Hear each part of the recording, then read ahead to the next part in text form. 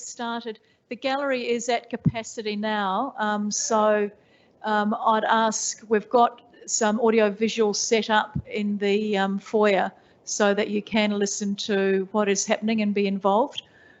So I'd ask those people, any more people coming in, to stay in the foyer.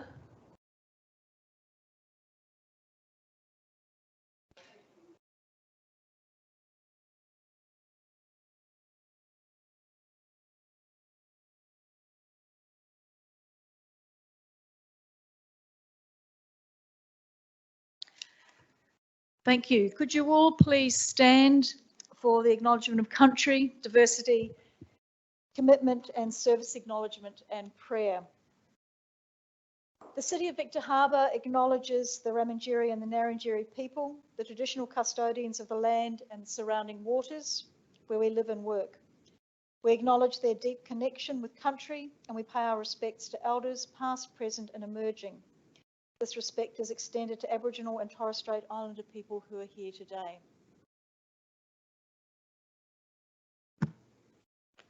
The City of Victor Harbor is committed to diversity, equity and inclusion. We respect people of all ages, abilities, genders, sexualities, religions, cultures and backgrounds. The City of Victor Harbor is committed, we recognise the brave individuals who have served and continue to serve our nation. We remember those who've lost their lives and paid the ultimate sacrifice to our country. Almighty God, we ask you to bless this council and allow it to be an agent of change to the people of the City of Victor Harbor and beyond. Direct and prosper its deliberations to the honouring of your name and the welfare of the people whom it serves. Amen. Amen. Please be seated. Can I just remind the elected members of the requirements of disclosure in relation to conflict of interest, that is material or general conflicts. We had a workshop on that, I think it was last week, so you should be familiar with it if you do have a conflict of interest. It's fantastic to see so many people here in the gallery who are interested in what we are talking about. And can I remind the gallery to please be quiet. It's very difficult from up here to pay attention to what's going on when there are noises or people are having conversations. So I respectfully ask you to keep that to a minimum. Before we start on this month's items, we do have a couple of items that are adjourned and lying on the table. So if we go to 4.1, the adjourned item is a discretionary council rate rebate application from the Christian Friendship Centre. That was moved by Councillor Henderson and seconded by the previous councillor on this council, Councillor Robertson. Even though we had had some debate on this, given that it has been quite a time since it was debated, I will let that debate start again, if you like, and Councillor Henderson, you'll be able to close the debate. Can I just also say in relation to this that there was a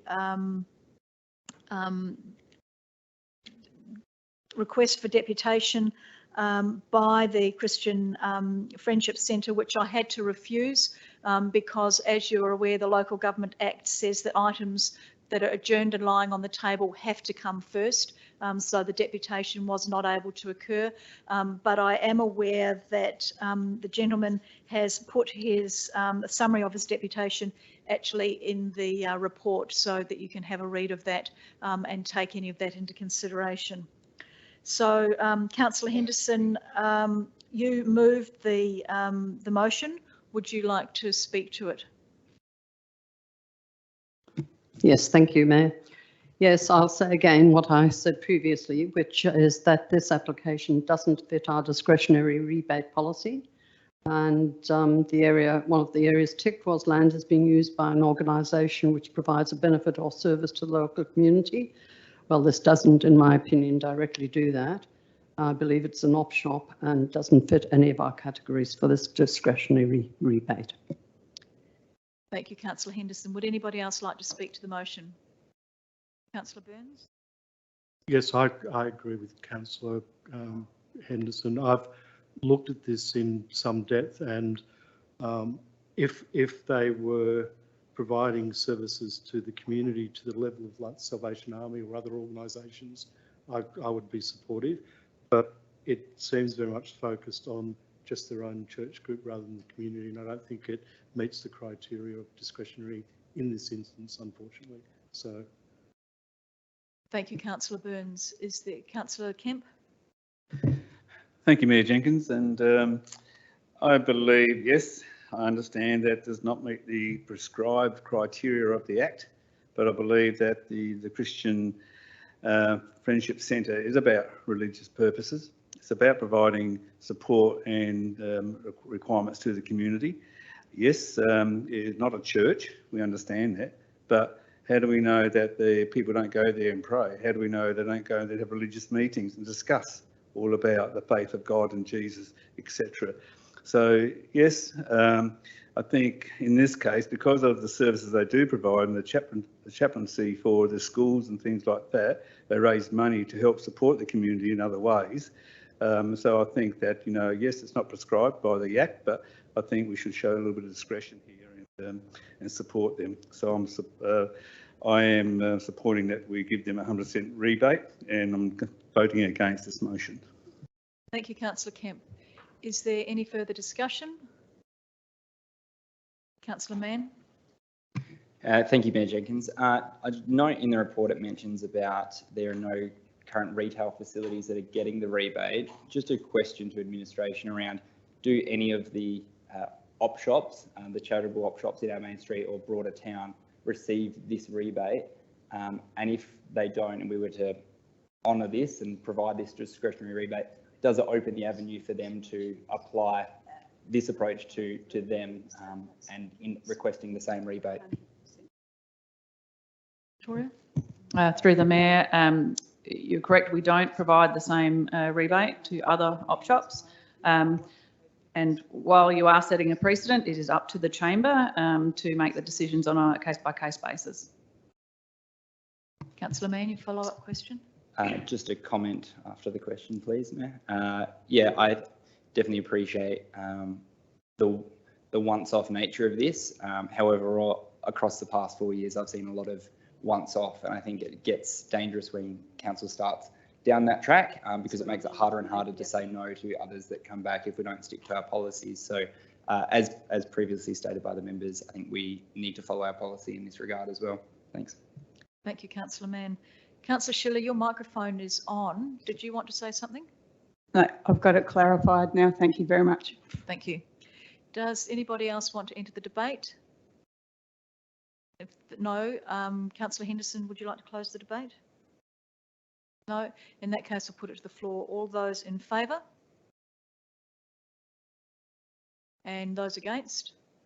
That's carried. Thank you.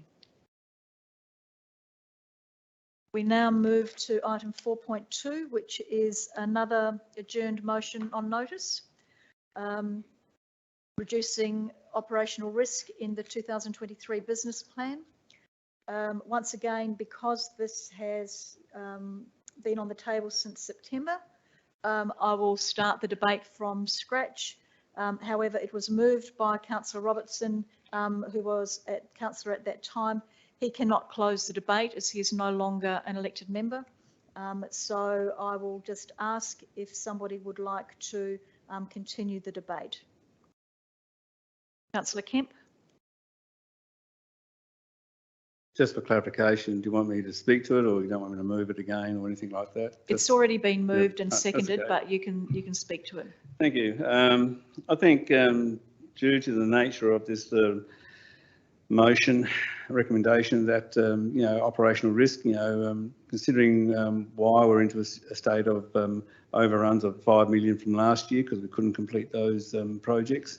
That's put more pressure on the current staff and council. We know COVID has had a major impact. We also know that staff shortages, etc. So I see this as an opportunity to reduce some of those operational risks and also reduce the impact on staff, and that by reducing some of our service deliveries in the areas which are not critical. And I think that's something we should look at. I know staff keeps telling us in the chamber that they're always looking for efficiencies and savings, but I haven't noticed any come through to date on the budget reports that we get. So we're not reducing and we're not finding savings. So I think this is an opportunity for council to, reset the budget to a degree, because we're 1.3 million off the top of my head in deficit, and I think we should reduce that down. Thank you. There any further discussion? Councillor Burns and then Councillor Poremba. Thank you, Mayor. I agree with Councillor Kemp's points. Also point out that, as I understand this, it's a starting point, and we're still to go through budget discussions and reviews. So there's opportunities if we need, even if we accept this, to still relook at the budget until we finalise it later on this year. So I'm supportive of this as a principle going forward. Thank you. I'll just ask the CEO to respond to that, because there's some issues I think that need to be teased out. Just to clarify, the reduction has been sought on the current budget, not the proposed budget for 23-24. It's the existing budget that we are well through, and you are about to receive the third quarter budget review. Is it third quarter, Kelly? Second quarter budget review, sorry, in February. So it's the current budget, which not the 23-24 budget. We're currently operating this budget right now. And I've just had some feedback that we might need to remind people to speak directly into their microphones. Some of the people that are listening online are finding it difficult to hear. So can I please remind you to do that? Councillor Poremba, you had something to say, and then Councillor Henderson. Yeah, no, that's all right. Victoria clarified that for me, so that's fine. Thank you. Thank you. Councillor Henderson. Thank you, Mayor. I'll not be supporting this motion because firstly, we don't have the stuffing constraints we had when this motion came to the table.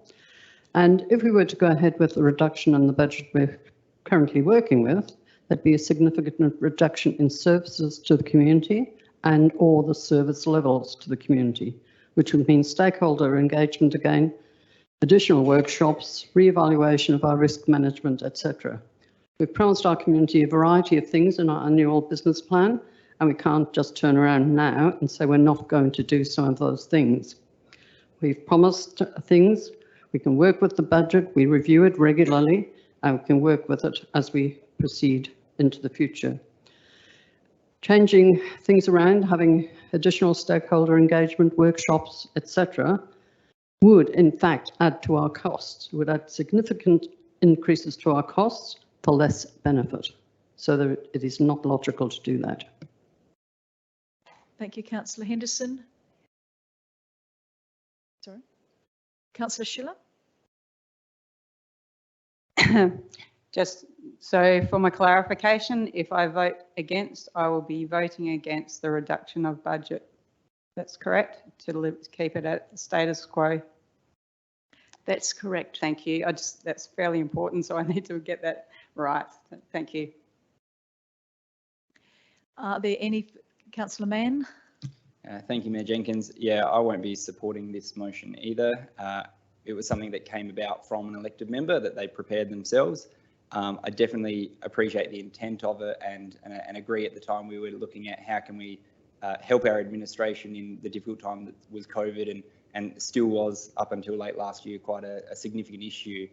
However, when you look at the operational elements of what this will mean, how it will carry out, what we're actually asking the administration, I don't think it achieves the original intent of what it was trying to do. And considering we'll be looking at the budget soon, and a lot of the new elected members will be having their training, which they're yet to fully have around our budgeting and the complex local government budgeting process it is, I think it's best not to support this at this time and look at how we shape our future budget to best achieve. Thank you, Councillor Mann. Are there any further people that want to speak to this? Given that the mover is no longer on council, we won't have somebody closing the debate. I'll just now put this to the chamber. So all those in favour and those against? Sorry, can we just do that again? All those in favour? 3. And those against? That is lost. Thank you. Call a division. Thank you. Certainly. All those in favour? Councillor Burns.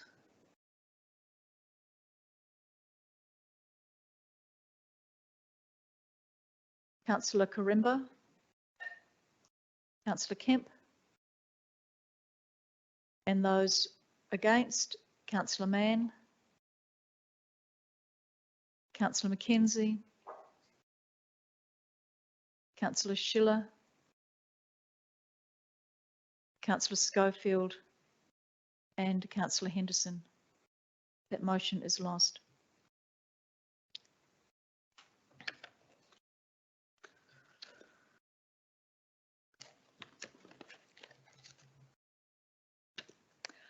Right. Item 5 are minutes of the previous meeting, and the recommendation is that the minutes of the ordinary council meeting on the 12th of December be confirmed as true and accurate. Do I have a mover for that? Thank you, Councillor Schiller, and seconded Councillor Schofield. Do either of you want to speak to that? Does anybody want to speak to that? All those in favour? Those against? So we have 2 deputations. We have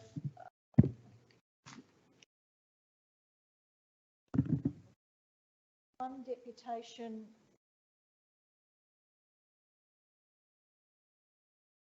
from John Hutchins, which was refused, and I explained the reason for that beforehand. It came before the item that was adjourned, and so we weren't able to have the deputation before that. But our first deputation is by Bronwyn Lewis, around using waste matter as a circular economy and housing infrastructure initiative. Bronwyn, lovely to see you here, and you're familiar with deputations. You know that you have 10 minutes only, which includes question time.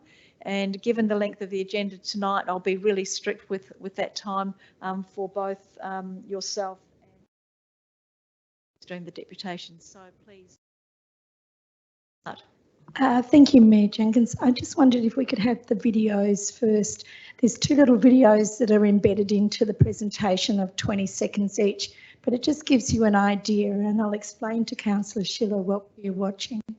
So the first video is the gantry and wall printing of 3D cement.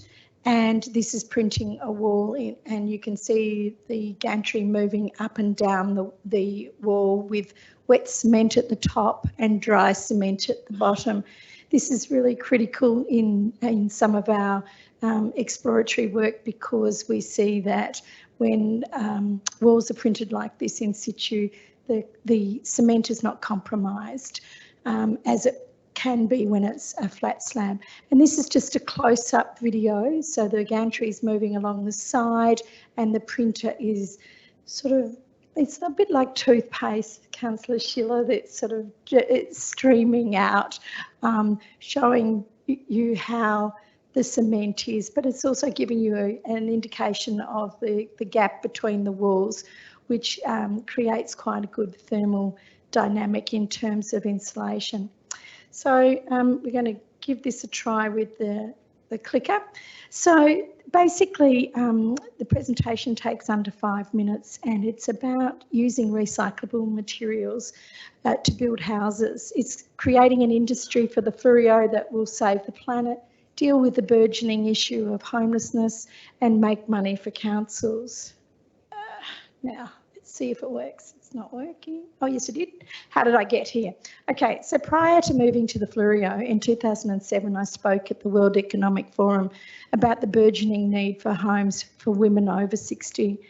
It's been in the back of my mind for a very long time, as you can tell by getting there in 2007.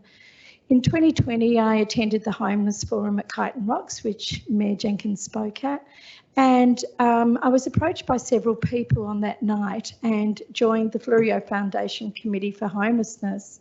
But at the same time, in 2021, I realised that we actually need to do something. Stop talking, stop researching, let's do something. And I created the Fleurieu Affordable Housing Committee with Malang and District Community Association, Junction Housing, Growing Life Connections from Strathalbyn, Alexandrina Council, the Anglican Church, private investors, landlords and builders.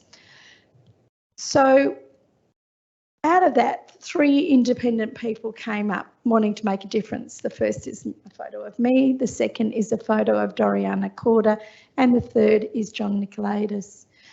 John Nicolaides has over 30 years in the construction industry. He's been really at the cutting edge of 3D printing of houses in Greece and Germany, and he's returned to live in Australia and has been working on projects like the Block, which some of you might have seen. He printed the cabana in the Block.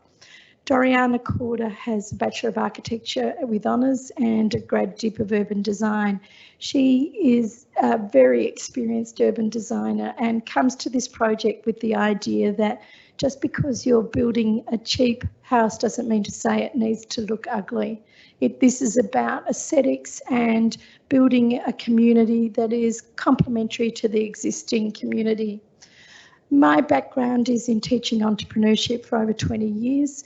The subject that I developed at the Australian Graduate School of Entrepreneurship is called Opportunity Evaluation. It's a capstone subject for a Masters of Entrepreneurship. Quite simply, it means I have the ability to see an opportunity and get to it. And I have represented Australia in conferences both in Switzerland and the UK. This little thing here is a robot. It's now in situ at Swinburne University. So if you happen to be in Melbourne and you're driving along Burwood Road, Hawthorn, you can look in the window and see this and the gantry in situ. It's kind of like, I don't know how you describe that, but it's a concertina platform with a printer on the top of it. We started talking about cement as a product that meets our customers' needs very early in the Fleurieu Affordable Housing Group, and we were looking at it because not only is it cheaper as a product, but it is also it has less maintenance issues. So if you were building public toilets and things like that, you would normally have a fairly strong product, and this meets all those requirements. It also, because of the thermodynamics, has great insulation, so it cuts down the cost of insulation. These are the stills of the things. On the 5th of December last year, we had a eureka moment, and it sort of coincided with the councils getting together to talk about green industries. I met with John and Doriana to talk about a project that we're looking at Malang, and John in his hand has the plastic footings that click together that you can put into a base that are made of recycled plastic. In front of Doriana is a piece of cement with plastic printed through 3D printing. This is completely recycled cement and plastic put together. So after that, I met with Matt Atkinson, who is on the Fleurieu assessment panel. He's also the planning manager and the general manager of growth at Alexandrina. So obviously I had a history with him, and he's really excited about this idea and the project that we're looking at in Malang. I then also met with the State Director of Affordable Housing, Peter Sanderman, and he's absolutely chafing at the bit because this is going to be a deal breaker. It's going to disrupt the building industry in the sense that we don't have to wait for products to be coming in from overseas. We'll be able to make them on site. I met with Business Victor Harbour, and they like the idea as well, so there's synergies all around. So what is needed is your imprimatur. Bring your ideas and contacts to our next meeting. And we also need, and I've asked Councillor Quaramos to help us here, we just need a letter of support saying that you can see that this has potential. It is of no cost to council. The other 3 councils who are involved with Fleurieu Waste have all had a similar presentation and they've all supported the project. Basically, what we want to try and do with our proof of concept is there's 8,000 tonnes of building materials that are put at the Fleurieu waste at Goolwa each year. What we want to try and do is transfer that into a usable product for building. And the thing about building with a 3D printer, you could build these in modules as opposed to using the gantry, which is very expensive. So we can create modules on site and then ship them straight to the building site. So it's a really innovative way of using our waste that we can't get rid of currently. And so we're going for a Green Industries grant, and we've had preliminary conversations with them. So basically, one of the things I learned in my time in council is that I'm a solutions person, and you need to bring people along on the journey. So what I'm doing tonight is introducing you at the embryonic stage. I have an entrepreneur who's saying you've got we can two minutes, Bronwyn. we're going to say we can do this now, and I'm saying no, we've got to bring the community with us. Does anybody have any questions they have for Bronwyn? Carlos, one, and then Stuart. Yep. Thanks, Bronwyn, for coming down. We've spoken about this. I do see the merit. I support anything that will alleviate the housing issue. I do have a couple of concerns. When you say it won't affect the council, but the community, there's a lot of builders, a lot of local trades. Do you see this getting to a point where it circumvents them or it takes away business from them? I don't see that in the near future. It's going to take a while, and we have such need that we have huge shortages of tradies. So this will also create an employment and training ground, and long term we'd like it to be at Fleurieu Waste. Yep. My other question was, you know, I hear a lot of, especially when it comes to the building trade now, a lot of buzzwords such as green materials. And when you actually do some investigating, you come to the conclusion that the energy used to produce that green material was a lot worse than was for other materials. For example, concrete is one of the biggest footprints when it comes to actually producing it. So I wonder, has that been taken into consideration when looking at this product as a whole? Obviously, in the proof of concept, they're the kinds of things we'll be looking at, but we are using recycled concrete, okay. So that is the footprint's already been there. Okay. Yeah. Our time's up, but I'm aware that that Councillor Burns did have a question. So if you could make it quick, Councillor Burns, that'd be great. You can answer it, Bronwyn. Thank you. It was probably a continuation of the previous question.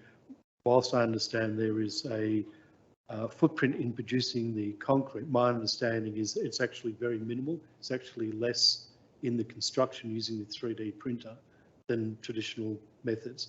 So that's my belief, but I'm not a builder. Yes, thank you. Thank you very much, Bronwyn. Much appreciated, and I'm sure that this is something that the councillors will talk about I just want to reiterate that there's no cost to any of the 4 councils at this stage. We're just getting the ball rolling. Thank you. Councillor Mann? Yeah, Mayor Jenkins, I was just wondering after the next deputation whether we could bring up with leave of the meeting item 18.2, because I understand there's a few people from the community who want to hear the debate around that, and they probably don't want to sit through 200 odd pages of agenda before. Absolutely, that was certainly my plan. Our next deputation is from Jan Pearce in relation. Ian, sorry, I beg your pardon, Ian. Yes, I've got a black biro next to your name, and it's come. The I looks like a J. Ian Pearce, regarding safety concerns on the intersection of Ackerman and Hill Street. Ian, you do have 10 minutes, as Bronwyn did, and that includes any questions. Thank you, Councillor Kemp. And if you could speak directly into your microphone, that makes it easier for people at home to actually hear. Thank you. Hello, Mayor Jenkins and fellow councillors, and particularly Angela Schiller, who I I hope I can explain things well enough. I'm no public speaker, but just bear with me, please. I'm here to relay the safety issues that I have with the intersection of Ackerman and Hill Street, Victor Harbor. I guess most of you are familiar with that intersection being in central Victor Harbor. I've been concerned about this since the day the one-way was introduced. Let me introduce myself. I'm Ian Pearce, a retired pensioner, ratepayer who lives in Crozier Road. With me is my daughter Nat, who lives in Cornhill Road and being a disabled pensioner with severe epilepsy.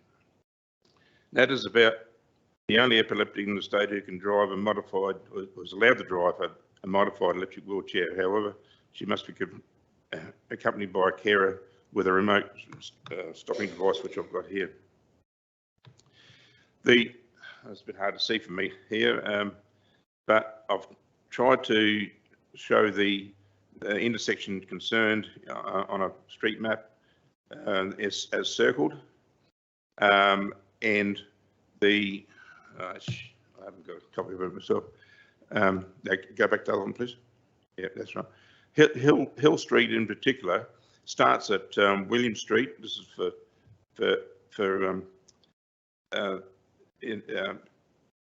Kessler Schiller's information. Starts at William Street, goes down to Ackerman and through to Torrens Street. The bottom half from Torrens Street to Ackerman Street has been a one-way street now for many years, I believe. I can remember when it went in. The Ackerman Street, Carlisle Street, and I can't quite see what the extension of that is, but to me that is a through road, particularly for people taking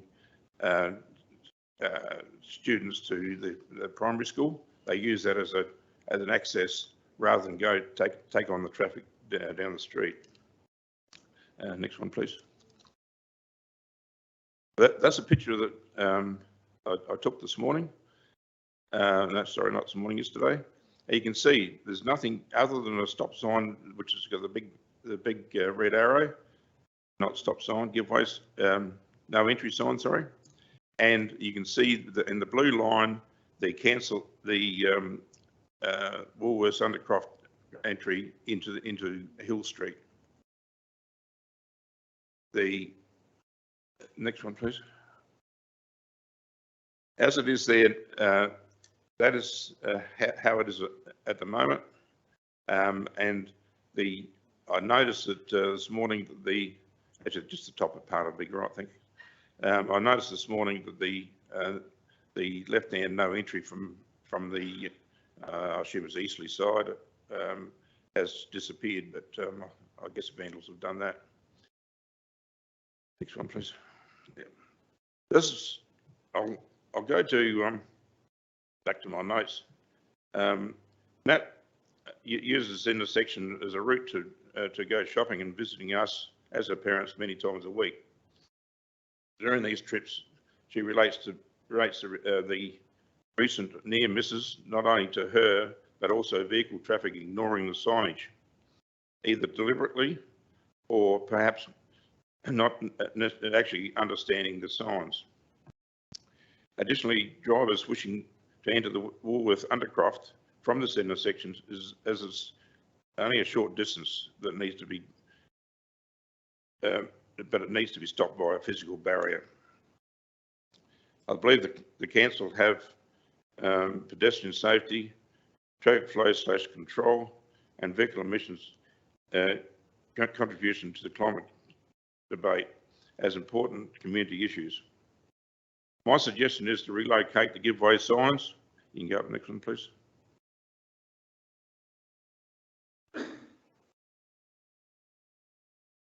That is the last slide, the proposed alterations. Yes, that's right. Yeah, relocate the giveaway signs to Hill Street because the majority of the traffic is on the Ackerman Street rather than Hill Street. Hill Street services only a short distance between Ackerman Street and William Street from the north, and the exiting traffic from the Woolworths Undercroft is the major source of traffic from the south, I say.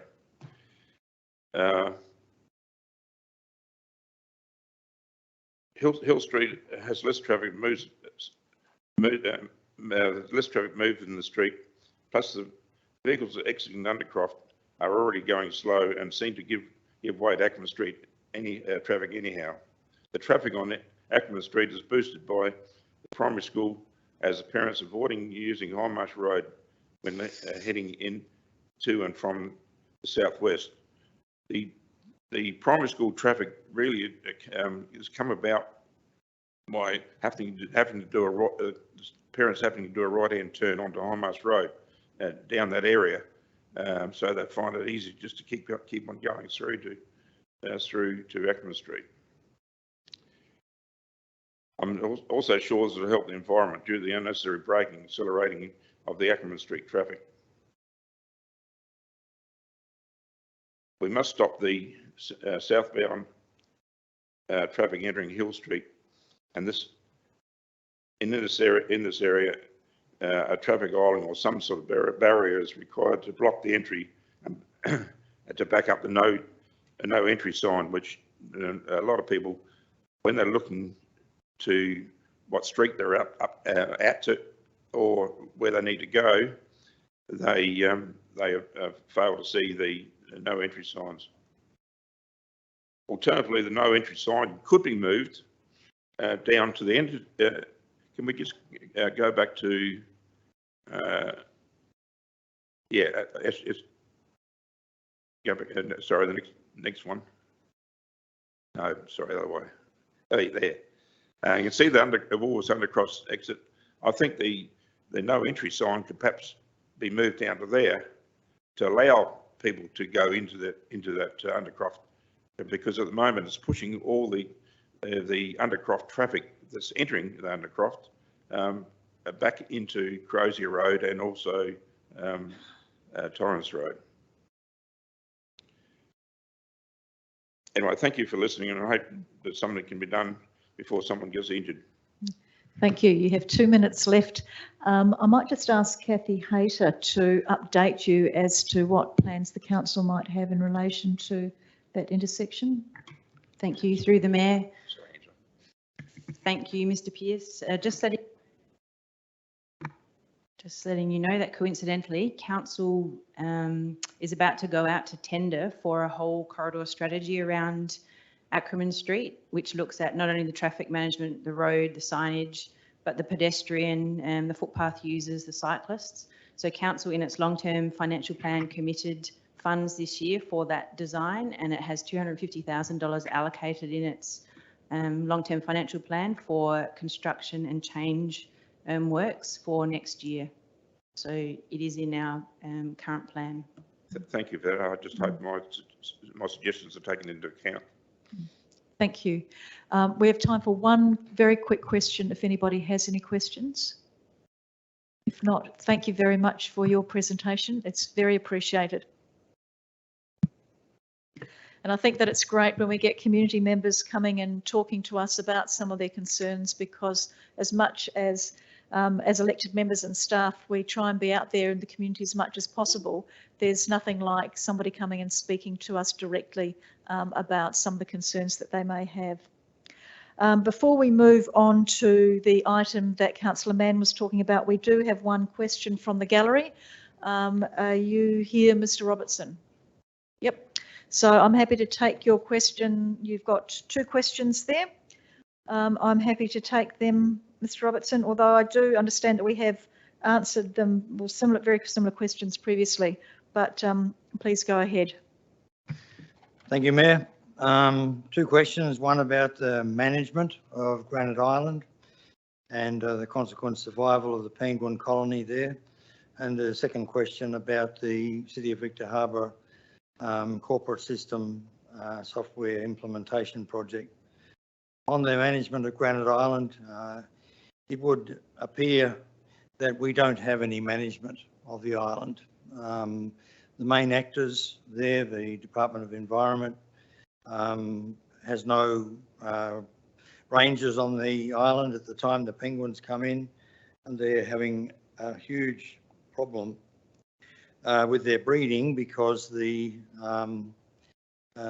number of many thousands of people that are now travelling over to the island in the middle of their breeding season, and they're there. A lot of people are there at night time, like right now, and it's upsetting the breeding cycle. Similarly, we've had questions to the Department of Environment about where is their visitor experience plan, and do they have a conservation plan for the colony?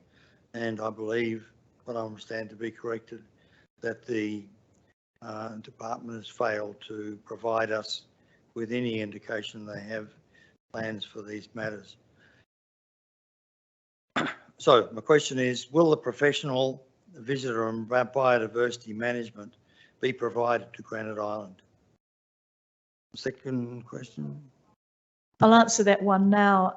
Granite Island is under the care and the control, as you know, of the Department for Environment and Water.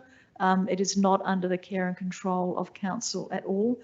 While council can advocate and continues to advocate on behalf of the community, and we do collaborate with the department in considering management options, we do not have any decision-making ability or enforcement delegation over Granite Island. If I might, Mayor, I understand that. Sorry, your second question, Councillor Robertson. Mr. Robertson, I beg your pardon. The corporate system implementation project, this is a $5 million 5-year project. It's $3.8 million, not 5. I'm not sure where you got the 5 from, but sorry, carry on. I've even got 6 in official documents from the council. That's been quoted in the past, and I'm sure that won't be the end of it. Residents and key businesses are keen to see improvements in the staff and system productivity and the positive impact on rates that implementation of this important project can bring. The council aims to provide quarterly reports to the progress of this project. We're still waiting for the quarterly reports. So my question is, when will the administration provide project plan and key performance indicators to ratepayers? Mr. Robertson, I referenced the response provided to your similar, almost identical question from the gallery at the December 2022 Ordinary Council meeting. The project plan, which you reviewed in your capacity as an interested council member during the previous term of council, is an operational project document that contains highly operational project details that are utilised by staff in delivering the project. It is not designed to be a public document, and as such, it is not planned to be provided to the community. There is publicly available information in numerous council agenda reports that you are also aware of from your time as a council member in the previous term about what the project is seeking to achieve for the organisation and for the community. Thank you. Thank you. We will now turn to, because I know that we have got a full gallery that many are waiting to 18.2. Sorry? Yep. The planning and development standalone indoor basketball court stadium by Carlos Coremba. I just need 2/3 majority of council to move forward to that item. So can you put up your hand if you're happy for that? Thank you very much. Councillor Mann, did you have a query? So that's 18.2 on your agenda. Sorry, Mayor Jenkins. Yeah, no, I would like to disclose what may be a general conflict of interest as I've started playing basketball again, or at least trying to.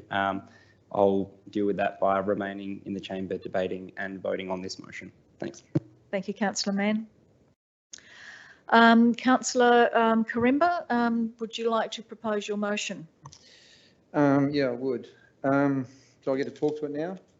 Yes, you Yep, need, you okay. can propose it and talk to it. Sure. I'd like to first to talk to it. Sure. I'd like to acknowledge and welcome all the members of the community. It's good to have a full chamber, and it's very important that we have engagement with the community, not at the ratepayer time. And also the Victor Harbor Basketball Association and its members who are wearing their colours quite proudly. Thank you for coming down. You've been waiting 19 long and frustrating years for this and previous councils to get its act together about a new facility which meets your needs. And that's what this issue is really about, needs versus wants. What is needed is a place to play basketball. Sorry, councillor Karemba, would you like to propose your motion first? Oh, sorry. Before you speak to it? Yeah, I propose that we move forward as quickly as possible with a four-court basketball stadium as soon as possible. Can you read your motion Oh, out? Because sorry. that is the actual motion okay. that will be tabled, that we need to work with if it is passed. Planning and development of a standalone four-court indoor basketball court stadium. That's not the motion, the recommendation that I have here. So you need to read your recommendation. Oh, right, okay. Where is it, sorry? So it's on page 164, 18.2 of your agenda. Sorry, my apologies. No, that's all right.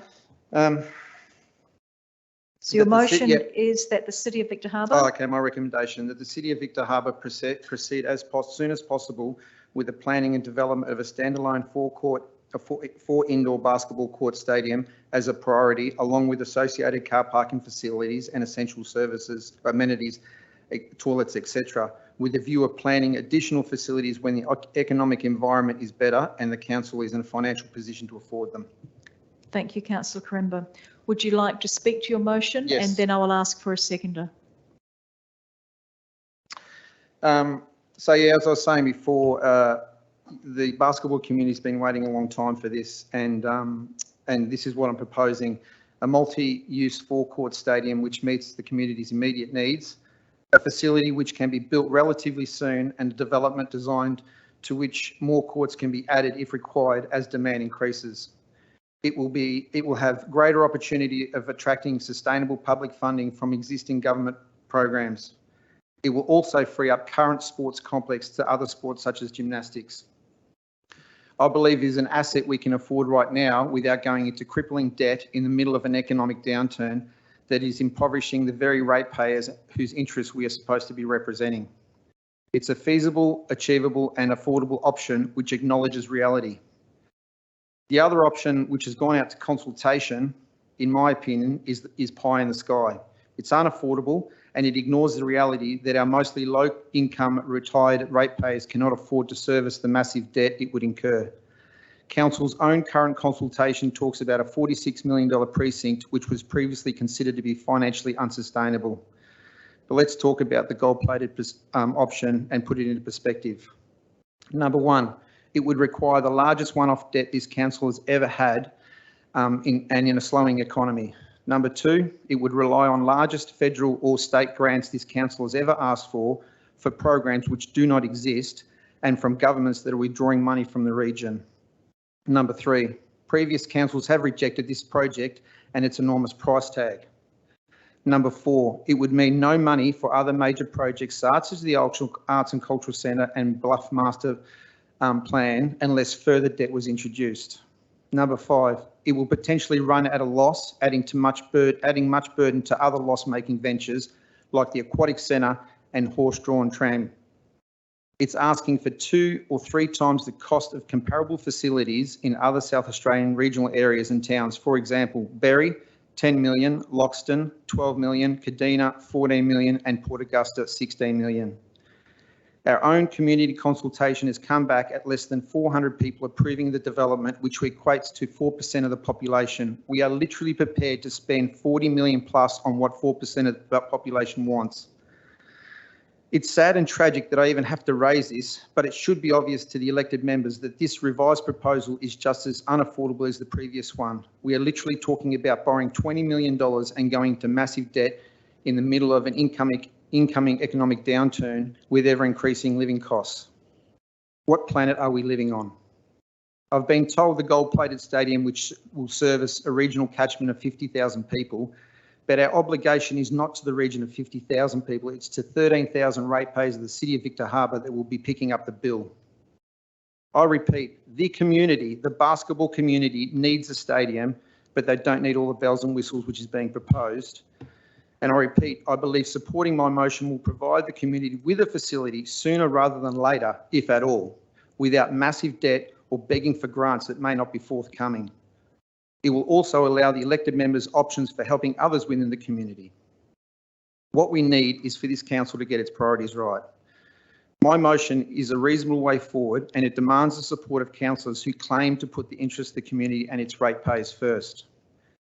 It demands the support of councillors who accept the reality that this council does not and will never have the resources to be all things to all people at the same time. The facility is needed now. The last game of the season had to be called off because the courts weren't up to scratch. The basketball community cannot wait years for another gold-plated option that may never come. They need certainty. It's time our basketball community gets the courts it requires instead of being kicked around like some sort of political football. Thank you. Thank you.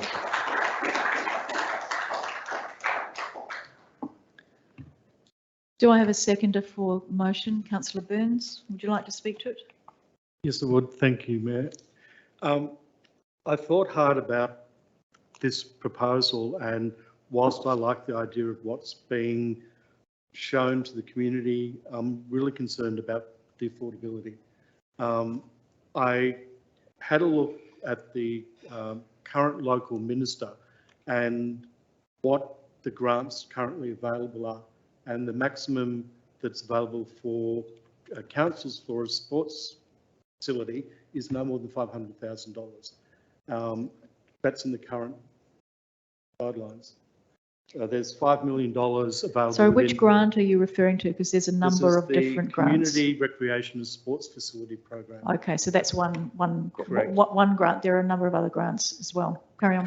Correct. But what I'm conscious of is that the government have already rescinded approved funding for the hospital, for roads work, for university hubs and so forth within Victor Harbor. So I'm concerned that we're very much dependent on the minister giving us a ex gratia payment of $20+ million, given that we aren't a Labor constituency and given that we're primarily a Liberal and independent seat. I'm not sure this is going to occur. So given the proposal to spend hundreds of thousands of dollars on detailed designs on a submission to the government that may not occur, I was looking more at, well, what can we afford? What can we do now? So I'm more supportive of a submission to look at a basketball stadium. I had discussions with Murray Bridge. They had submitted a $4 million submission to get 4 courts. They got knocked back by the South Australian government, and they only got approval for $1 million for a single court, of which council has added $980,000.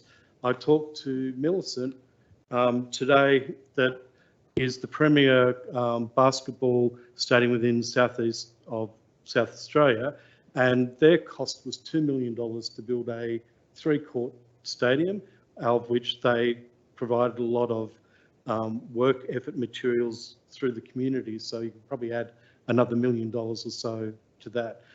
If you're looking at a cost between $4 and $6 million, it's certainly affordable without increasing rates. Once you start talking $10, $20 million, you're talking about substantive increases of the rates. And again, talking about, we've got 50,000 people in the catchment area of Fleurieu that may use the facilities.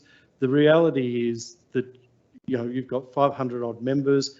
You are probably looking at between 1,200 and 2,000 people in competitions. You're not going to get 50,000 people use the facility. So I'd much prefer that we considered this motion that talks about, let's deliver a basketball stadium, then let's look at, can we do something for the gymnasium? Can we do something for the other areas, little athletics and so forth, but deliver something. Otherwise, we'll be in a year's time still talking about this and nothing will be done. And we're the 4th council to discuss a sports precinct. I know the current design was last year, but even if it gets approved in government funding, you're still talking the next election period, next council in actually building or completing it, not within our 4-year term. So I much prefer that we look at doing something now that we can afford that has minimal impact, and then look at what we can do for gymnastics and so forth. So I'm supporting this motion. Thank you, Councillor Burns. Excuse me, gallery, can I just ask, can we please let the debate continue without any interruption? It is really important that councillors are able to think clearly and to be able to argue their perspective. So please, rather than be an audience, if you can be a gallery, that would be appreciated. Would anybody else like to speak? Councillor Schofield, then Councillor Henderson, then Councillor Schiller. Thank you, Your Worship. One of the things is being an elected member can be extremely difficult. Doesn't matter what we try and do. There are different groups of our community who would like us to build new courts, build a swimming pool. But whatever we do, it will affect our community and it will affect our rates. So that's something that we need to be considerate of. What concerns me is that this motion doesn't take into account the needs of other clubs. It is just looking at one club. If we stop and start, then we won't get grant funding, and it'll end up costing our ratepayers 100%. I think we need to stick to the plan that's already on the floor, and that's looking at the design and then doing it in stages, which will give us the grant monies that we're looking at. In the years that I've been sitting on council, this has been debated along with other community projects. It is time that we put the shovel to the ground and started to do something. But at the same time, we need to consider all users of the facility, not just one group, because I also understand and know, and living here in Victor Harbor for the years that I have, that every group is growing and expanding. They're wanting new facilities, update facilities. And yet we can provide that, but it will come at a huge cost to our community if we were to do it all at once. So I think as an elected member group, we need to go back to the drawing board, listen to what our staff are telling us, and come up with a plan that is going to put the shovel in the ground, but it's going to consider everybody, not just one or two groups. So I take this recommendation at heart. I support the groups, but how can we put one group over another? Councillor Henderson. Thank you, Mayor. I agree with Councillor Schofield. What we have at the moment is a plan, and we do have a plan for a recreation precinct. We're not just still sitting around talking about it, as has been claimed tonight.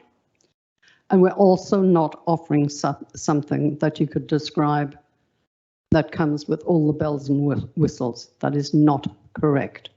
It's a basic recreation precinct. Along the road to this point, we've consulted with all of the sports groups in our community and had feedback from all of them, including the basketball people. But I will point out that the basketballers do have facilities at this point in time. There are many groups out there who have no facilities. They are also ratepayers. Changing the scope of this project undermines all of the consultation process that we've gone through to this point.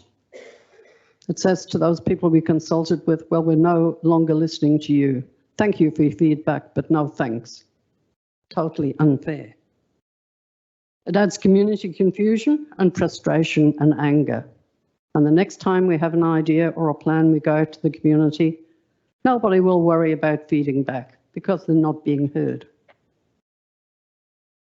We have a reputation at risk here. The reputation of this council is risking its whole reputation based on this turnabout phase if we go ahead with this.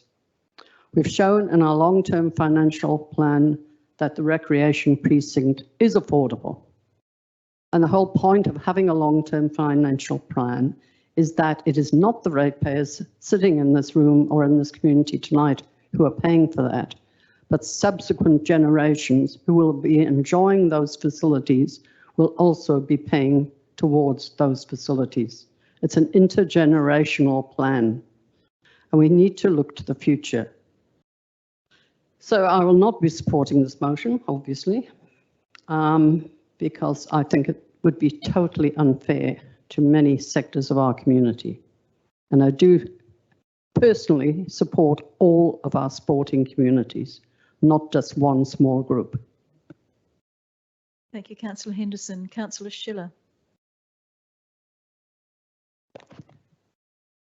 The biggest flaws with this motion is that it is skipping the public consultation. We've got that out there now, and anyone that's in this room can put their point of view in that consultation, and we'll get the whole of the community's opinion, not just certain sporting groups. There are, as we've mentioned before, other sporting groups that don't have any home base at all, and this facility, if it comes about, we haven't worked out how it's going to come about at this stage. It's just a blot on a page. We've got the location picked out, but we haven't decided how it's going to come about. So we need to let the consultation go to the fruition so that we can get the opinion of the total community. Thank you, Councillor Schiller. Does anybody else want to contribute to the debate? Councillor Kemp, then Councillor Mann. Thank you, Mayor Jenkins. In principle, I do support this motion due to the fact that we talk about intergenerational debt. Communities have been paying intergenerational debt for years. It's nothing new. We're still paying off our debt from 40 years ago, the country is. Reputation of council, well, this has been around on the books for so many years now. I think if the reputation is going to be soured, I think it's soured by now because of those reasons. I think we need to have some action, but I just want to give some more reasons to why I support this motion at the moment, because when we look at the public consultation that went out there about the finances of this project, it talks about if we went $20 million, it's an average of $60 per ratepayer will be affected by a rate rise. But that's totally different from a workshop I attended with other elected members, where those figures were far greater than what's been produced for the community. And of course, we can't talk about that because it's incompetence. But if I actually did a simple sum and we talk about the deficit of this 1.2 million in the first year, and divide that by the 13,000 odd ratepayers, that's $92 people will be affected, not 60 on average. So I'm not quite sure where the figures are and where they're coming from, because they're all buried very much. And I'm not quite sure if that's giving a true indication. Sorry, I might just ask Kelly to respond to those numbers. So, point of order. Councillor Kemp, it's not a point of order. So it is calling a point of order. And I'm saying it is not a point of order. I'm calling a point of order, Mayor Jenkins, because you're interrupting an elected member speaking. I'm allowed to speak for 5 minutes, and if any questions of staff are required, that can be dealt with after I've finished speaking. But interrupting another elected member, there's only a certain number of reasons you can interrupt an elected member as mayor. And one of them is to make sure that the correct information is being provided. And so I will ask Kelly, just to, in terms of the monetary information that you're putting out to the community, just to clarify whether that's correct or not. Thank you. Through the Mayor. So the public consultation documents mentions $60 if we need to take out a $20 million loan, but it also says in that heading that it's per year over 3 years. So it's $60 increase in year one, an additional $60 increase in year 2 and then year 3. As an average across those 3 years, $60 per year. And that's assuming that we construct in year 1, complete the construction in year 2, have half a year operating and then a full year of operating in year 3. So it's essentially a combined total across that particular span of $180 a cumulative increase in rates across those 3 years, but an average of $60 each year. And that does depend a lot on the timing of both the construction and the operations, as well as current interest rates, the finalisation of the operating model costings, and also the depreciation and componentisation of the building itself. Thank you, Kelly. Continue, Councillor Kemp. It's just important that the correct figures are being given to the community. Well, simply I sort of disagree with the comments from Finance Manager, because when you look at the simple maths of all this, I think it's quite clear that, you know, if we already identified a deficit of 1.2, which is above the current operating budget at the time, that has to be paid. And when we pay that, each ratepayer will averaged out will be $92. And that's not counting the amount of money we have to pay back on the loans of $20 million, which we should pay back some amount every quarter back to the local government finance authority, yet there's no mention of how much that is paid back. And that will be an operating budget cost. And when the interest has already been calculated into those figures. That's just my position on my finances of how I see the raw data in front of me. But one of the things that I look at is about, we need to be looking at trying to achieve something sooner than later. And can this council in 4 years' time or 3 years' time, depending on the long-term financial plan when we review it again, the way the national economy is going, can we afford this? Yes, we can afford a basketball stadium now, and of course we can go ahead and do the rest later. I think what I'd like to do is move an amendment to this motion. And your amendment? My amendment is to keep the motion as it is, but to add on the end that the administration continues down the path of, you know, doing the project analysis, costings, prudential reports until June this year. Then, so basically, we're not going to stop it. What we're going to do is run it in parallel together, that we can still do the costings of a basketball stadium by itself, but also continue doing that. It's about project managing the project and to ensure that we can get those costings done, which is a big part of the process anyway, but we just, or what will we end up doing if we all agree to it is we fast track the process in the end. So that's, and the reason I think that we can do this is because when we get the prudential report, that will determine whether we can afford this whole project as it is or not. Because that prudential report will identify whether the risks are and whether these figures are correct in the budgets and the Sorry, deficits. David Kemp, I can't accept that as an amendment because that changes the whole motion. The motion is for we to proceed as soon as possible with the planning and development of a standalone for indoor basketball court stadium as a priority. I don't see that, sorry Mayor Jenkins, I don't see my amendment changes the original motion. All it's doing is adding the fact that we'll continue with the current process. I'm happy for you, if this recommendation is passed, to put that as a second recommendation, but I'm not happy for that to be an amendment to the current recommendation. But you can put it as a second recommendation if you'd like to. Disagree with Mayor Jenkins. Councillor Mann. Thank you, Mayor Jenkins. I'll start with a question to administration. The question just being if administration can highlight to myself, fellow elected members in the community, what the operational and practical impacts of this motion would be if this motion were to get up.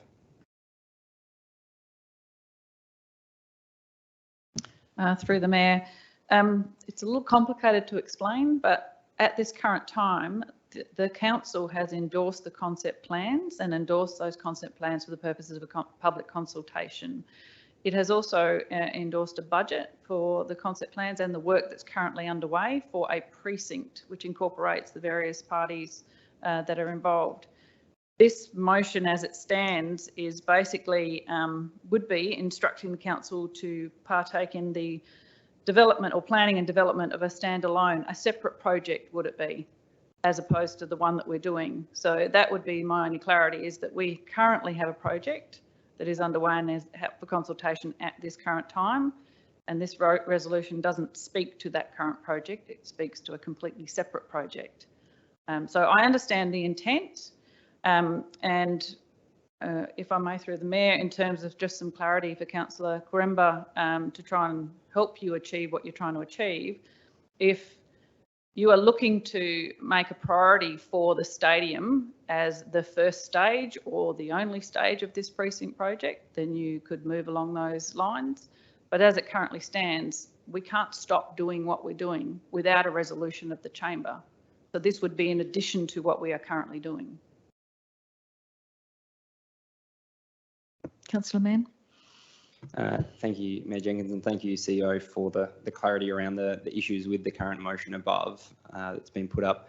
I just want to set a bit of the context and thank the basketball community for attending tonight. It's I know there's a lot of frustration with this project, and I also share that frustration, having first been involved with this project 6 or 7 years now, when I gave a deputation to council, and now on my second term trying to help this thing get along. And I very much appreciate the frustration with what is easy to see as a lot of delays, a lot of issues, a lot of not delivering a basketball stadium. But I think just in the context of, we can chuck around whether it's 20 years or 10 years, and I can only give the context that I've been involved with and seen personally. But when I first became involved in this project, it was looking at it in the Encounter Bay Sporting Precinct. And that at that time, the issue with the project and the precinct was that the clubs didn't agree, with the different sporting clubs within that area. And that's why that concept ultimately failed. Then we looked at moving it to the Gillespie land, and we looked at the project there. And yes, there was a big project, or a wish list, so to say, put up in that space. And there was a large price tag associated with that. And then we had COVID. And the context of COVID in this instance is that it increased construction of rec centres by about 50%. So just for everyone's information and a recollection, the existing plan for Gillespie land was 40%, my understanding, and please correct me if I'm wrong, 40% larger than the current concept plan, but it cost about the same amount. So that's where we currently find ourselves with the current project. We reduced the scope by 40% existing, but the price tag didn't come down with it because of where we currently find ourselves with COVID. What I'm hearing around the chamber is a lot of unity around where we're headed, and that's delivering a rec centre. And that's, to me, that's, whilst there's disagreement on a few things, generally what I've seen through the election, through this chamber, is support for getting this project up, and that's what I want to focus on around. How can we deliver that?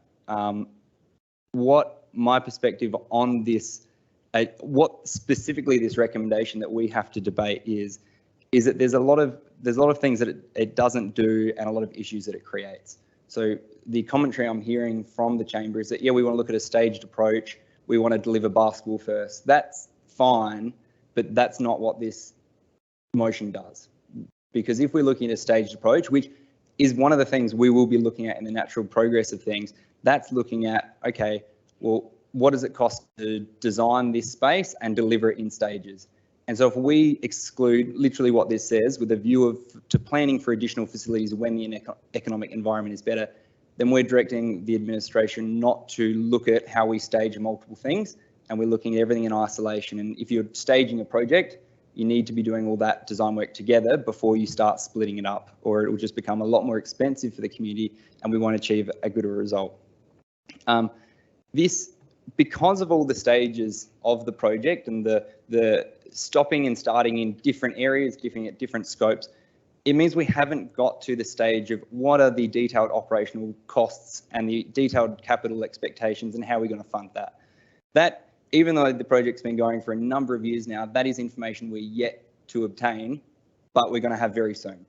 And that's what I've been trying, and I respect Councillor Coremba's passion for this project, and I share it. But what I would say to elected members, and I hate saying it to the community continually around the patience for this project, but the next step we're looking at is having those detailed operational costs, having those detailed capital costs, being able to then make an informed decision around, okay, this scope's too large, how do we reduce that? How do we work with the funding?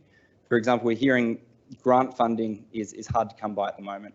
Well, the reason we had to look at the community prior to all this happening, the reason we had to look at how do we incorporate the community was because the state government said, we're not going to give you any funding for standalone facilities. They need to be community facilities that tick all the boxes. That's where we went. Is that 5 or 4? 30 seconds. I'll wrap it up quickly then. I do agree with a lot of the different things that are in. I don't necessarily agree with some of those points shared by Councillors Schofield and Henderson around we need to look at all the facilities, all the groups. We've done that. This is specifically at the moment, we've got basketball, gymnastics and some shared community space and those that could use a court. We're doing a separate policy and going on consultation at the moment around our open space. What are our current needs? What are the current groups out there? What are our fields? That's handling that. This is about how do we deliver this facility for our community. And whilst I won't be supporting this motion, I appreciate that it's something that I'm glad that's come to light and the passion's been there, and it's definitely something I don't take lightly. Thank you, Councillor Mann. Councillor Burns? Thank you, Mayor. Just a clarification question. Yes, just a question. You've spoken previously. Yeah, I just wanted clarification on where we talked about rate increases over 3 years. Is it correct that we are talking about rate increases over the duration that the loan would have to be paid back? We're not talking about just 3 years. We're talking increases or for the life of the loan, which could be 15 or 30 Thank you, years. Kelly. Thank you, through the Mayor. So in terms of the rate increases, they predominantly come into effect when something new happens. So in terms of bringing in the loan interest, while we will be paying loan interest off for the term of the loan, it's already factored into that first year or 2 or 3 construction period. And so there's no loan increase for the interest because we're actually paying down interest. But essentially it's built into rates forevermore, but it's not an increase on the current rate.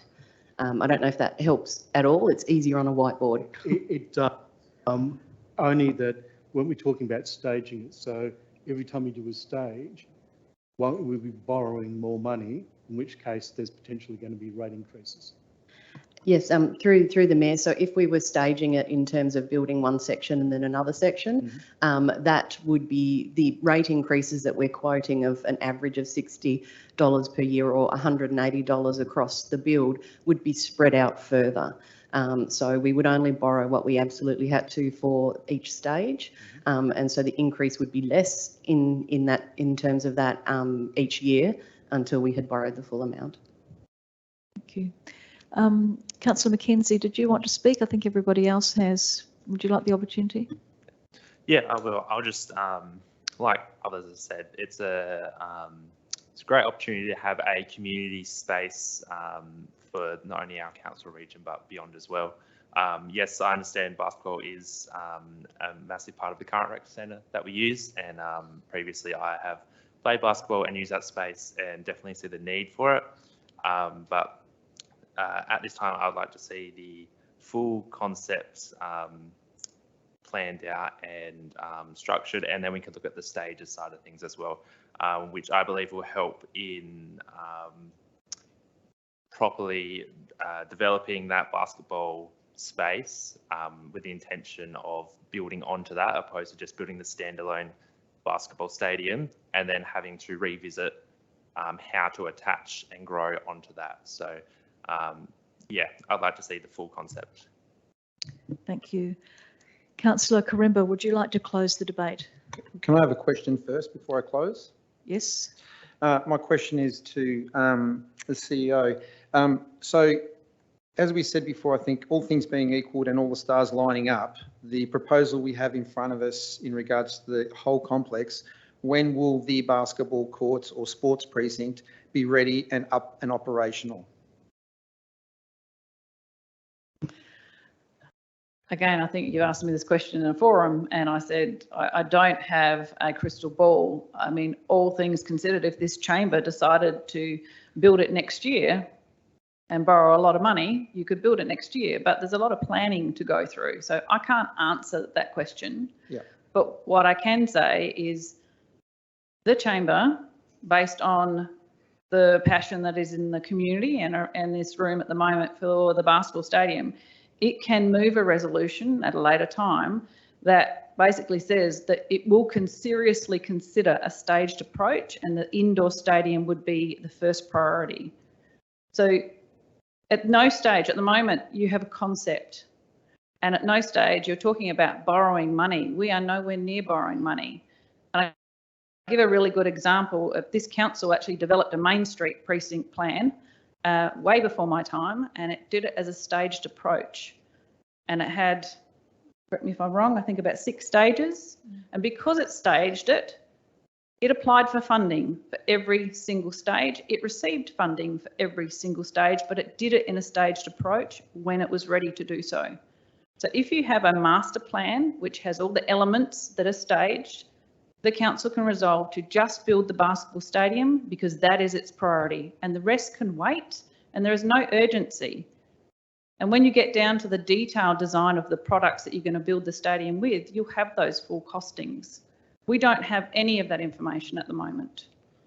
So unfortunately, as it stands, as I said to you, I completely concur and appreciate the passion behind moving forward as quickly as you can, but this motion doesn't allow you to do that right now. Would you like to close the debate, Councillor Quimby? Yeah, I just want to reiterate, and this is just my belief, being a builder, that every week and every month, every year this drags on, that cost is going up exponentially. The clock is ticking and it's only going to get worse. So what we're predicting now, considering that we're looking at another 3 rate hikes coming, you know, as I said, the economic downturn, you know, I do understand, you know, the funding that you're talking about and the staging, but from my understanding, the staging that you're talking about is directly related to the funding that we secure. So if we get... No, sorry. No. It may be the first stage, depending on what that detailed design is and construction, the council may be able to afford to do it itself and not seek any grant funding. It will need to make that decision as a chamber if and when that time comes. Okay. So my concern, and this is why I raised the motion, is that what we're trying to do is basically design and come up with a concept that pleases everybody. And I've only just recently heard the administration, even them, say we cannot be all things to all people. So I'm trying to get my head around how, aside from not having a marina, how this is not all things to all people. And so when it comes to funding this, I can't see this getting up. And because of that, I'm worried that if we attach, you know, if this doesn't get up and we spend another 12 months, 24 months to realise that, that stadium that we may then go back and build is just increased exponentially. So, and I'm speaking as a builder, and I see on a daily basis, the cost of building is going through the roof, and every day that we delay, and I understand the other members are concerned that other people will miss out because, you know, we're only going to build a 4-court stadium, which can be used for other sports, by the way. But unfortunately, that's just the way the cookie crumbles. We have limited resources. We have 13,000 ratepayers. They have to burden that cost. So someone has to miss out, and that's our job as elected members to sell that to the community and explain why we are doing what we're doing. Now, I understand a lot of people, and this motion may not get up, but I don't want to be having this conversation in 2 years' time because, as I see, the basketball community have waited a very long time, and they are the major stakeholder in this situation, and we have to acknowledge that. Other than that, I really just want to put it to a vote, and I will be calling for a division straight after the vote. Thank you, Councillor Karimba. That closes the debate. I now put the motion to the floor. All those in favour and those against? That motion is lost. Can I please have a division? Those in favour?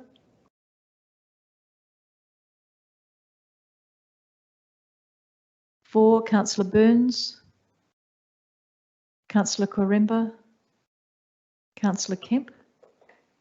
And against, Councillor Mann, Councillor Mackenzie, Councillor Schiller, Councillor Schofield and Councillor Henderson. That motion is lost. Mayor Jenkins? And I'd just like to say a big thank you very much to all of the councillors for a really good debate on a difficult topic. So thank you, and thank you very much to the gallery for your respect during that debate. It's very appreciated. Councillor Kemp. Just a query, thank you Mayor Jenkins, on the ability to move an alternative motion on this subject. I don't want to take a motion without notice on this at this point in time, but you can put a motion with notice for the next council meeting. Thank you.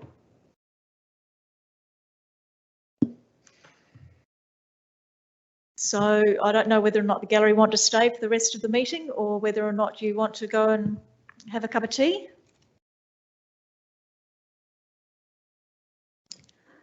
So where are we up to?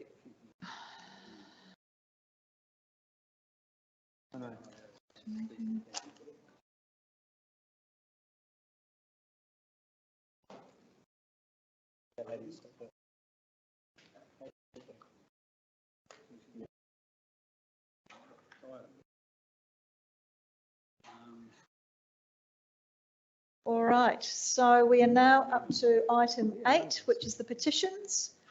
And the recommendation is that council receive and note the petition Encounter Bay Foreshore Protection Report. Would someone like to move that way? Thank you, Councillor Schofield, and seconded Councillor Schiller. Do either of you want to speak to receiving the petition?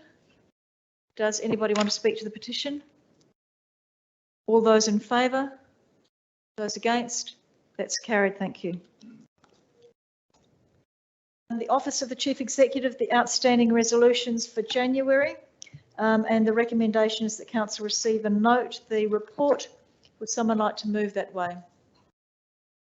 Thank you, Councillor Henderson. And do I have a seconder for that? Thank you, Councillor Schofield. Does anybody want to speak to the outstanding resolutions report? If not, all those in favour? Those against? That's carried, thank you. The mayoral report from October to December, the recommendation is that council receive and note the report. Would someone like to move that way? Thank you, Councillor Mann, and second. Are there any questions? Does anybody want to speak to it? All those in favour? That's carried, thank you. 9.3, nomination for the South Australian Public Health Council. I might ask Councillor Kemp to come up here as I declare a conflict of interest. I think that there is a small stipend associated with this, a sitting fee. So if you'd like to take that, thank you.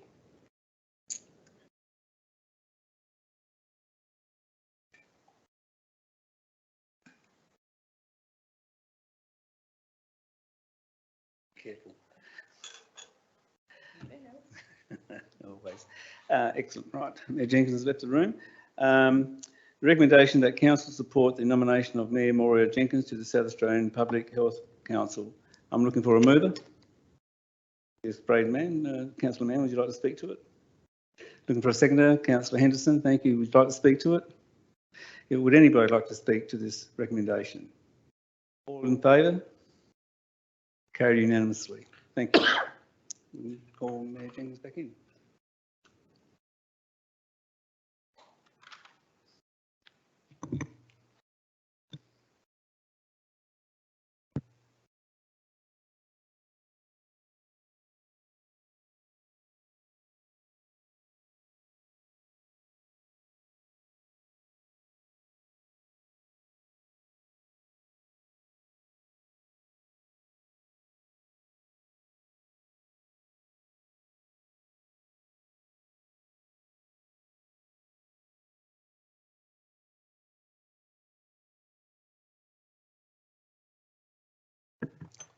Thank you, Deputy Mayor Kemp.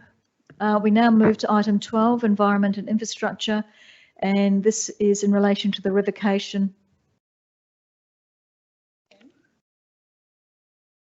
9.3. Oh, I beg your pardon. Okay, no, we've got to 10. Thank you. Community development. So this is the Youth Development Grants Program. And the first recommendation is that council endorse the program inclusive of the guidelines and application form. Do I have someone to move that way? Thank you, Councillor Burns. And seconded by Councillor Schiller. Do either of you want to speak to that first recommendation? Only to say it's a good initiative. Thank you. Does anybody else want to speak to that? In that case, I'll put it to the vote. All those in favour? That's carried. The second recommendation is that a panel comprising of council member, Director of Community and Development, Graham Pathouse, Manager of Community Wellbeing, Leanne Simmons, Youth Development Officer Daniel Weston, and a Youth Advisory Committee member be appointed to assess applications received under the Youth Development Grants Program, and the Chief Executive Officer be authorised to award grants in accordance with the guidelines. Would someone like to move that way? Councillor Henderson. And seconding that, Councillor Schofield. Either of you want to speak to that? Does anybody want to speak to that? Councillor Kemp. Thank you, Mayor Jenkins. I'd like to move an amendment on this motion. Basically, at the end of the Youth Development Grants Program 22-23, remove the last part of that sentence and include make recommendation to council.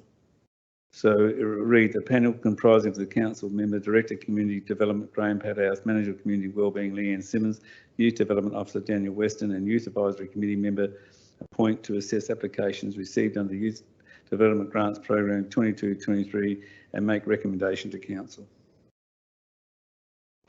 The reason why I've moved this amendment is that because the amount available is $30,000, and I think that should come back to chamber, as most of these items do come back to chamber for recommendation and endorsement by the chamber due to the amount of money. Do I have a seconder for David Kemp's amendment? Councillor Quaremba.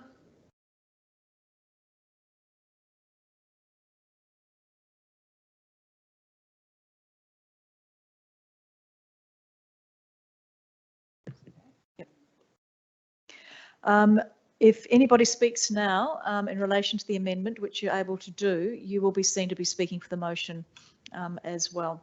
So does anybody want to speak for to the amendment? Councillor Quaremba? Yeah, I'd like to agree with Councillor Kemp. We've got to start bringing back some responsibility to the chamber, especially when it comes to spending. So I'll be supporting the amendment. Thank you. Does anybody else want to speak to the amendment? Councillor Schiller?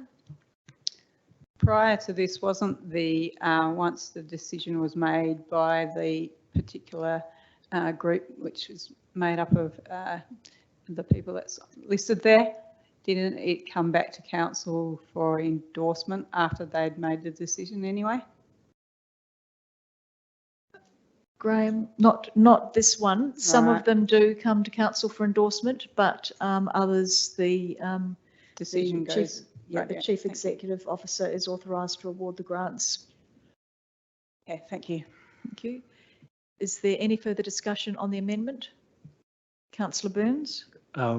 Yes, I was just going to ask exactly the same question, so that's been answered, so thank you. Okay. Any further discussion on the amendment? All right, so we're now voting on the amendment. All those in favour of the amendment? And those against the amendment? That's carried.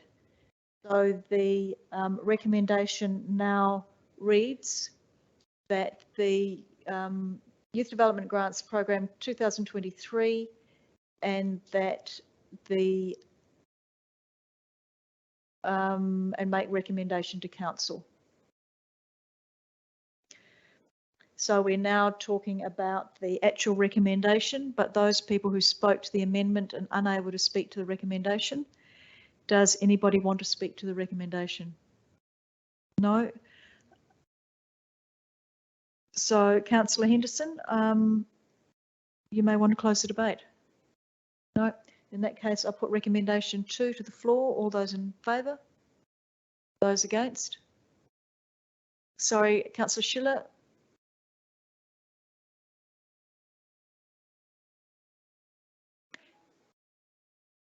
Yep, so the process is that if there's an amendment, the original gets put on hold.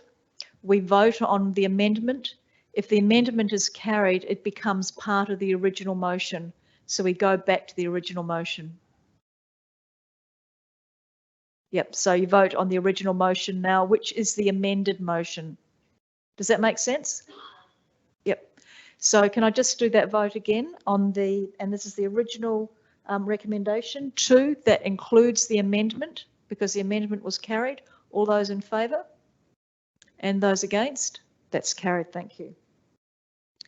So in accordance with the meeting procedures, we need to look for a council member for that committee. And if there's more than one person that nominates for a council member, then I will give up to 3 minutes for each person to say why they should be the council member.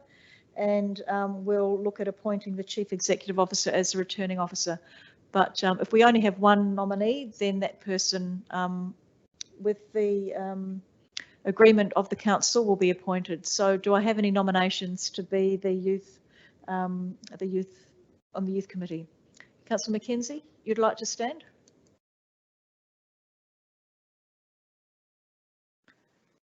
Any other nominations?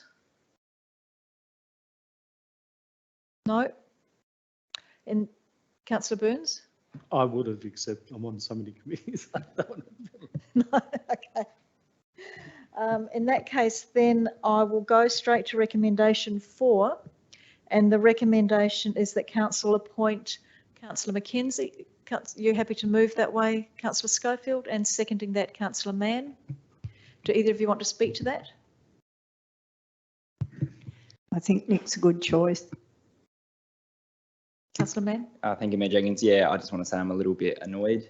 Usually I just run for this and say, as the youngest elected member, I should receive it, but it's no longer the case. So, which I think is a great thing when there's someone younger when I'm 24. So I hope you do well on there, Nick. I think you will, and look forward to seeing how the grants go this year. Thanks. Yeah. Thank you, Councillor Mann. And all those in favour? Those against? That's carried, and congratulations, Councillor Mackenzie. I think that you'll make an excellent delegate to that committee.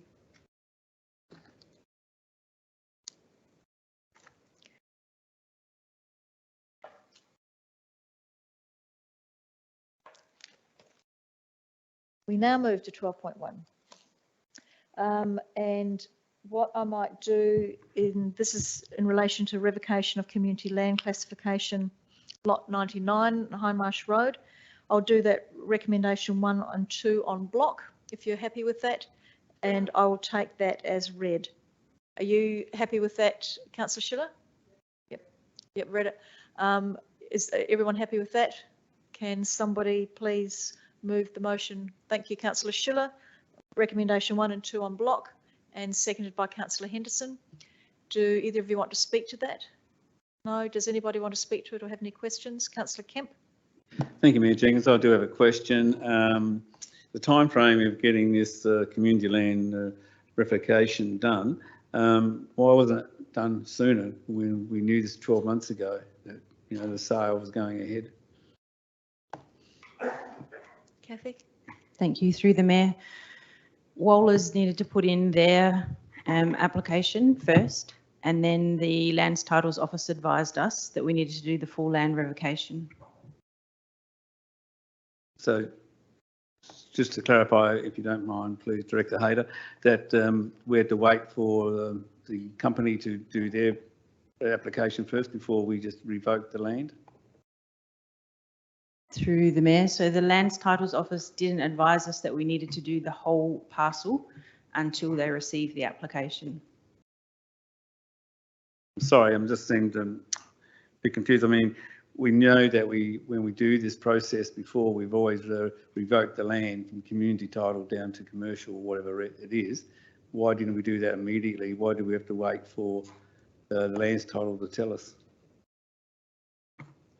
Through the Mayor, my understanding is that we thought we would be able to provide a license for that or a sale of a portion of the land, but we have been advised we need to revoke the whole parcel. Is there any further discussion or any other questions?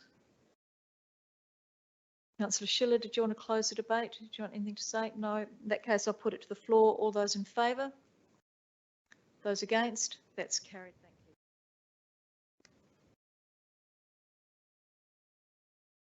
12.2, Flinders Parade and Esplanade pedestrian crossing concepts and cost estimates. It's taken a while for this to be able to come to the chamber, but I'm very pleased that this recommendation has come forward. Would somebody like to move it? Thank you, Councillor Burns, and seconded by Councillor Henderson. Do either of you want to speak to that? I need just to mention that having experienced the traffic in some of those locations trying to cross the road with family and visitors, it is a danger, and I think this is going to address that, which I'm very pleased to see for council. Thank you, Councillor Burns. Councillor Henderson. Just to add that someone approached me just last week about the safety in this area, and I was happy to say it is now in the pipeline. Yes, I must say that somebody approached me last week myself and said that they had witnessed a very near miss with a child. And so I'm glad that this is in the pipeline, but it is a big decision for the council to make. Councillor Mann. Thank you, Mayor Jenkins. Just a question to administration. I note the words at the end there, to be prioritised against other capital projects.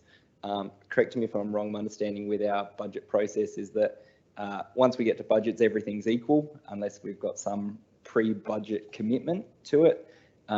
Does the word to be prioritised against other capital projects mean that it's on the same slate as other things such as a new basketball facility or whatever our capital budget looks like, or are we making a pre-budget commitment to go through with this regardless? Director Hayter. Thank you. Through the Mayor, you are correct. This is not a pre-budget commitment. This is adding it to the list of programs, projects for the chamber to prioritise. In that case, I'm happy to support it. I think we're prioritising all of our projects. I think at the end of the day, they're all on that same level anyway, the way in which it's approached. But yeah, I agree. This is something important that needs to be looked at, and I'm happy to support it. Thank you, Councillor Mann. Is there any further discussion in relation to the recommendation?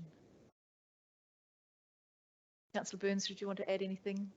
Or you actually don't need, you can't add anything. Do you want to reiterate anything? Yeah. Thank you. In that case, I'll put it at the chamber. All those in favour? And those against? Carried, thank you.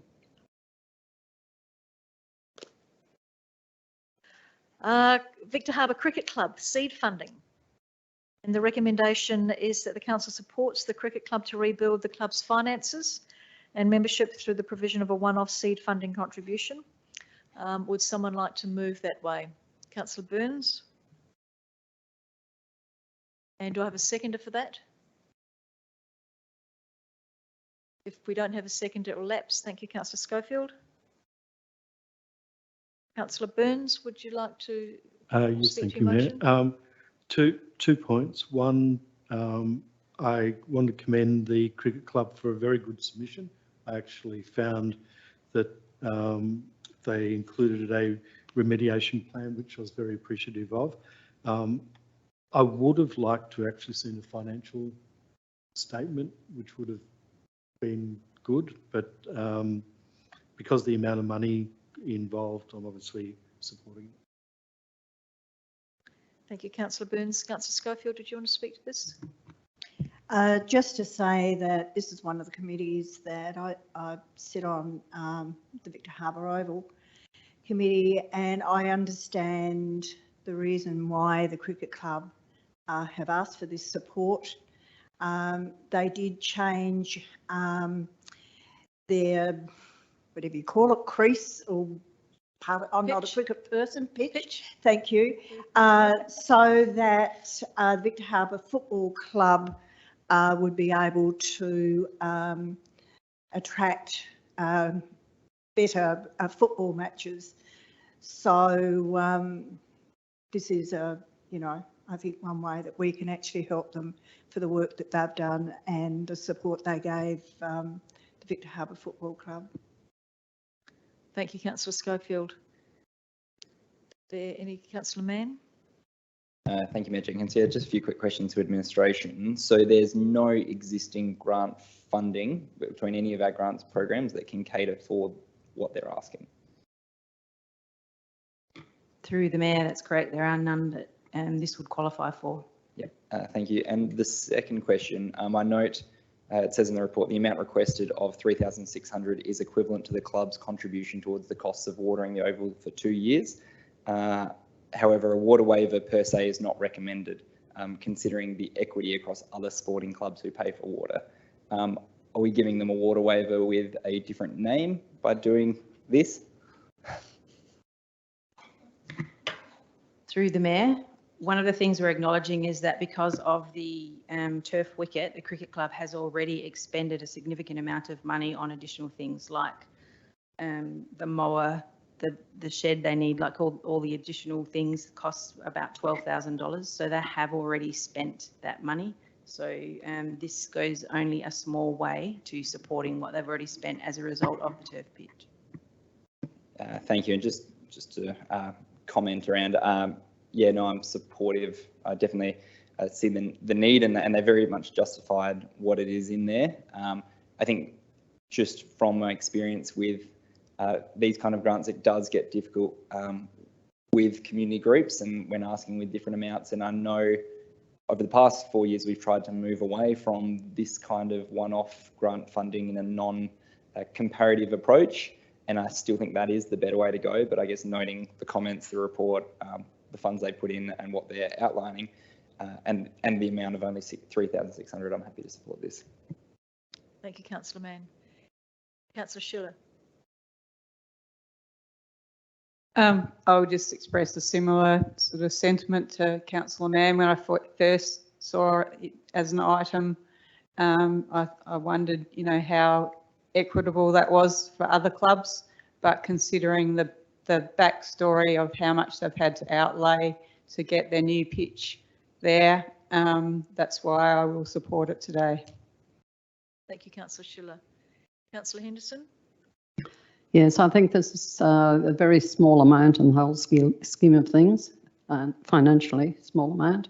And whereas it is a one-off, we have offered sums much greater than this for one-off events. And sometimes difficult for clubs and groups to predict the sort of brick walls they'll come up against. So I will support this. Thank you. Councillor Burns, do you want to close the debate? Oh, sorry, Councillor Kemp. Thank you, Mayor Jenkins. Just a question. Would this not come under donations policy? Would that not fit that criteria? Because I know there's a limit to what we can do, but we can go outside that limit and that may be within budget. So it would have normally fallen under the donations policy. I have a delegation up to $500. This obviously exceeds that, hence it's come back to the chamber. And that would be the budget it would be coming from. Thank you. The other opportunity at the moment, I'm not quite sure how critical this is for the cricket club to have the money now, but there is a sports grant program coming out later this year. I thought they could have waited to apply for some of the sports grant funding projects. Director Hayter. Thank you, through the chair. You're right, that sports grants project is currently open, but it's not for operating funds, which this would be. Thank you. If there's no more commentary, Councillor Burns, do you want to close the debate? Let's close the debate, please. Sorry? Close. Oh, okay. On that case, I'll put the recommendation to the floor. All those in favour? Those against? That's carried unanimously. Thank you. Item 12.4, and I'd just like to point out a slight typo in the recommendation. So the recommendation should read that Council increase the 2022-23 operating budget by $3,200 to prepare the traffic impact statement as, and if you'd like to insert the word required by the Department of Transport and Infrastructure. So that word required was missing from the original recommendation.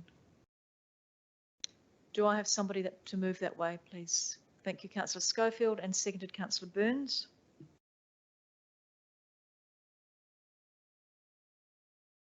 Do you want to speak to it, Councillor Schofield? Look, I think this is extremely important.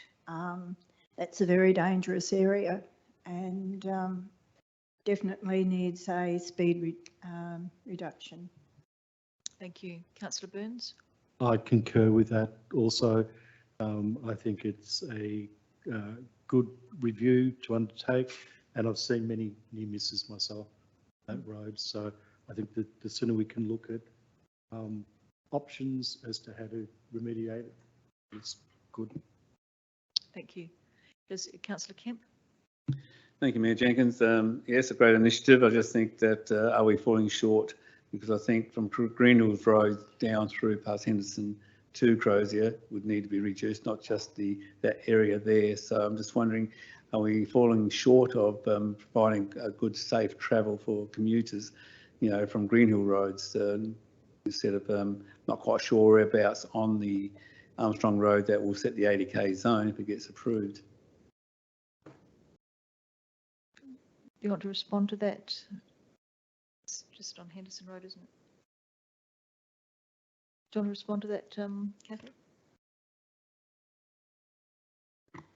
So I think, sorry, through the Mayor, it really depends what the traffic impact statement tells us needs to happen along there in terms of the speed. So one of the recommendations may be that the speed is reduced further for the safety, but we really need to do that traffic impact statement first.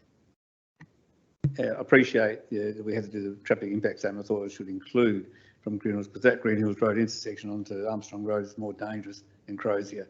Yet we're only doing Crozier Road intersection in the impact statement. So I would have thought we would have expanded it.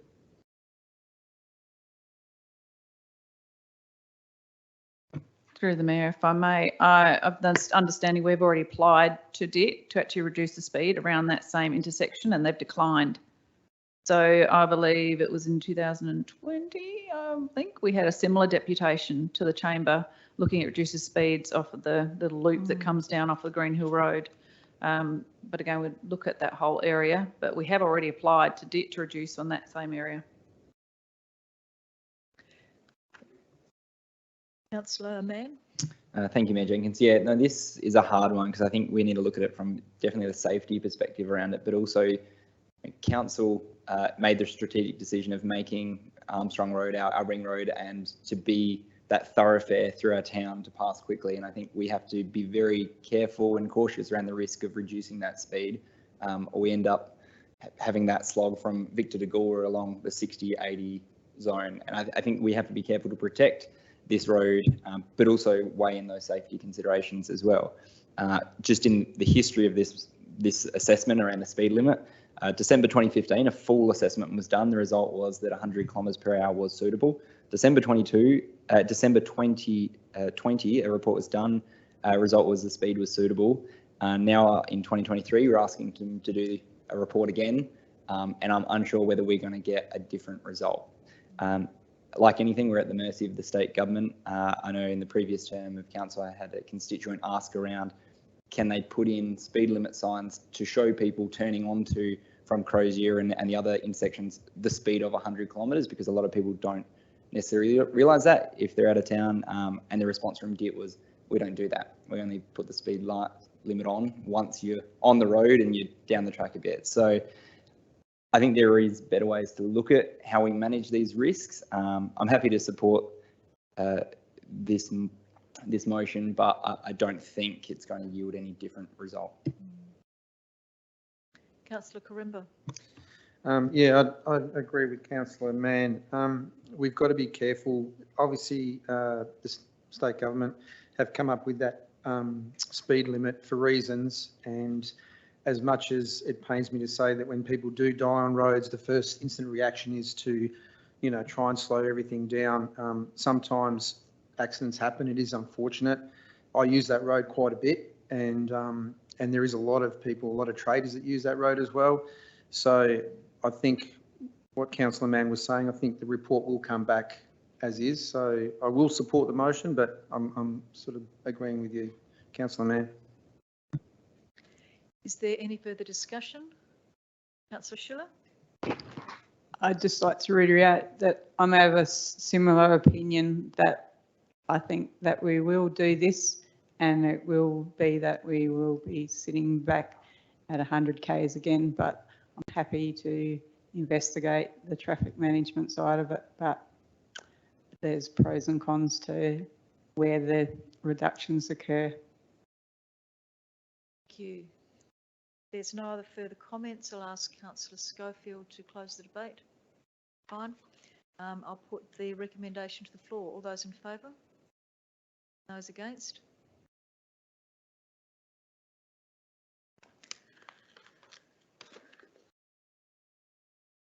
So we have 12.5, which is the Victor Harbor Biodiversity and Natural Assets Management Plan, and the Communications and Engagement Plan in relation to that. I'll take that recommendation en bloc, if you're happy for that. Councillor Henderson, you happy to move that en bloc? Thank you. And just, do I have a seconder for that? Thank you, Councillor Schofield. Do either of you want to speak to it? No? Does anybody want to speak to it? In that case, I'll put it to the vote. All those in favour? Those against? That's carried. Thank you. 12.6 relate to the submission to Department for Infrastructure and Transport around Victor Harbor Safety Road improvements.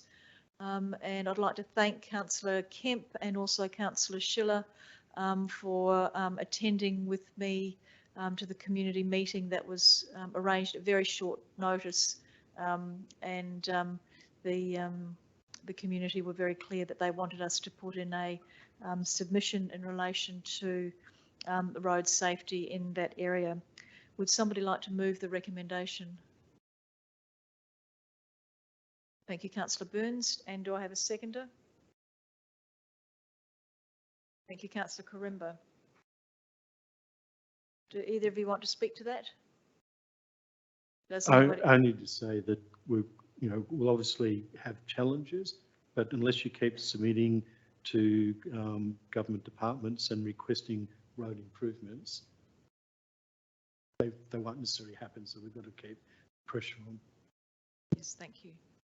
Does anybody else want to speak to it? Thank you, Councillor Schiller. Just some of the constituents that were at the meeting that we attended expressed their concerns about regrowth along the sides of the roads, and also trees overhanging signage. And obviously there's some very large trees that hang across the road itself. And the report, I don't think it's sort of, and I don't know how you can express that, but that was certainly expressed fairly strongly by some people at that meeting, that that part is a big issue too. It's not just the road itself, it's the surroundings that are near intersections and near signage. Thank you. Does anybody else want to speak to this? Councillor Kemp. Thank you, Mayor Jenkins. Look, yes, it is a good submission, but I think it misses the mark as to what the original concept about this project's about. When you read the submission, yes, it's written very well, but some of the issues in there is about it's just a lack of performance by the Department of Infrastructure and Transport, not consulting with council about this, and not giving enough time for council to address the issues or be involved in the discussions. And if I read correctly, and I'll stand corrected if I'm wrong, that the council wants to have further discussions with the Department of Infrastructure before we go ahead, before they do any safety solutions or fast track things. This really is submissions about what's our thoughts on the safety concerns of the High Mast here in the overtaking lane. So yes, my motion was about to fast track the process to ensure that we get some solutions sooner than later. This submission doesn't quietly, to me, personally address the issue to get those solutions faster than waiting till the end of the year. I think we could actually split the submission in two. One is about fast tracking the solution to high marsh tiers with a couple of recommendations, and present the main submission as a greater issue for because it also addresses other aspects of Victor Harbour Road and other intersections which are not covered under the plan by DIT.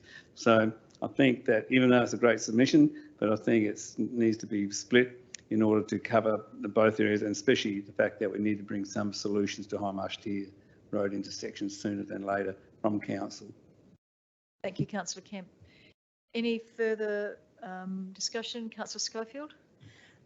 Yes, it appears that my item doesn't have any information in it, and I can't quite read what the recommendation is. So could you please read that out to me so I know what I'm voting on?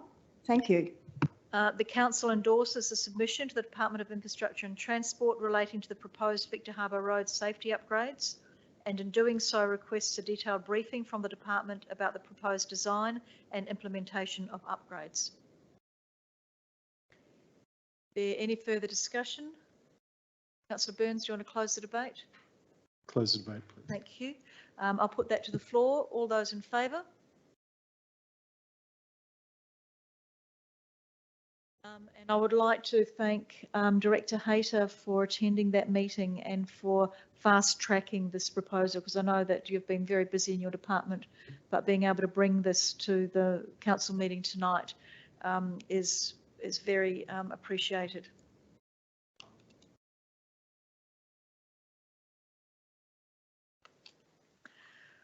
We now move to minutes of council meetings.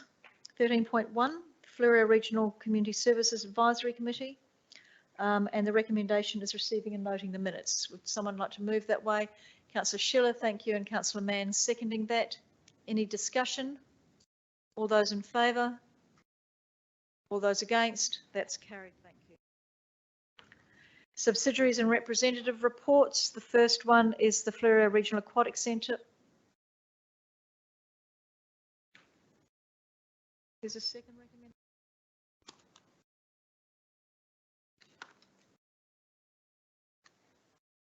.1.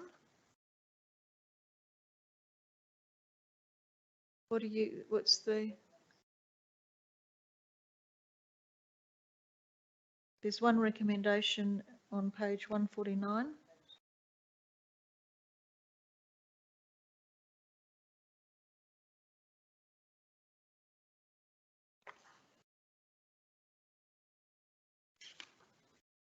Just see whether or not there's another recommendation hiding in the minutes that didn't make it onto the agenda.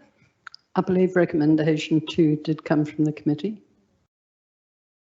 from that committee meeting.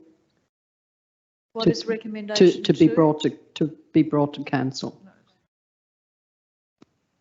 Yeah.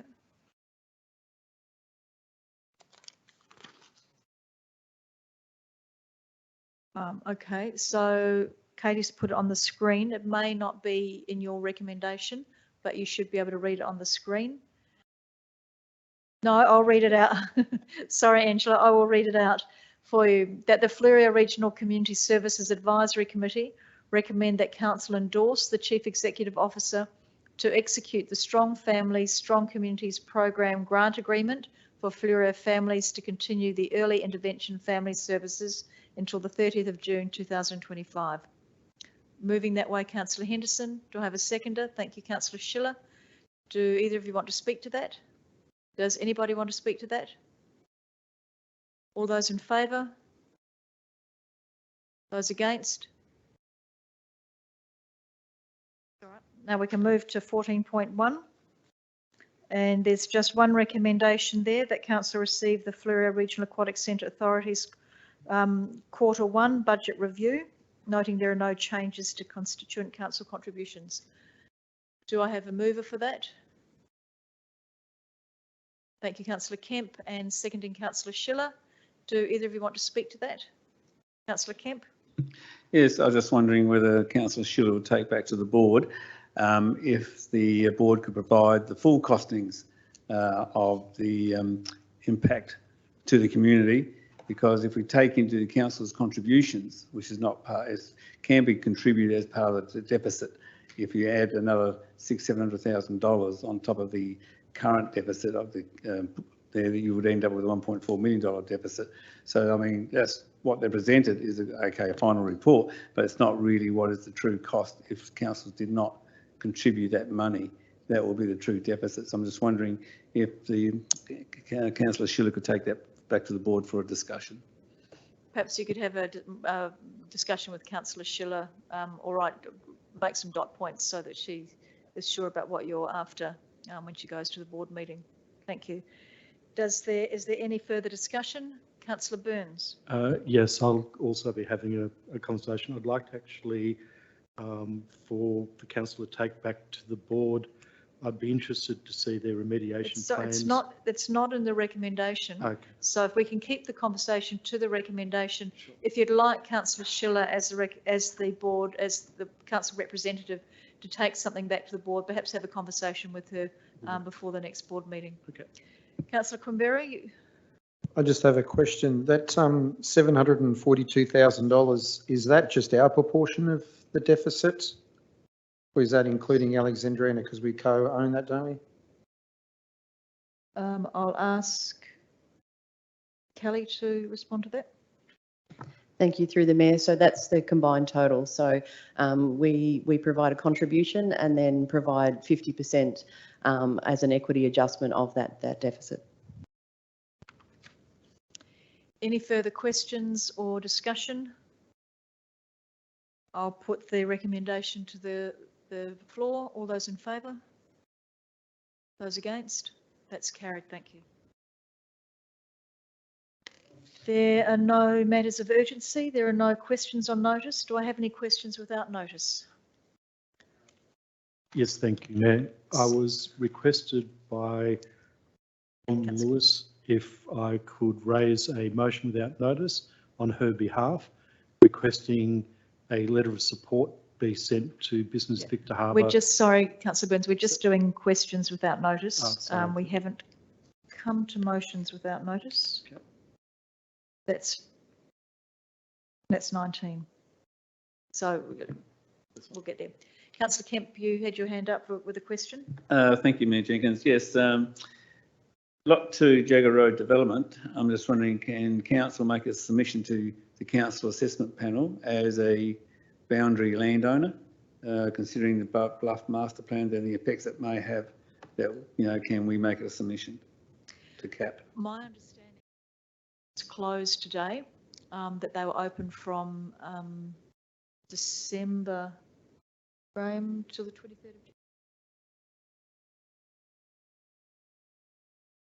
Just a clarification, please, Mayor Jenkins. That's the community submission back, you know, to SA Portal, you know, on the development from the community perspective. But I'm talking about the council assessment panel. Is that the same where the council assessment panel will be sitting sometime in the future? We have a policy not to make submissions, but Graham, do you want to? Well, we have before on the service station on Victoria Street. So. That's before the policy. Through the Mayor, yeah. Council, if it was to make submissions, would have to have made them by today. It doesn't have a separate avenue to make submissions other than through the portal as part of the process. But notwithstanding that, and the Mayor's alluded to that already, Council has a policy.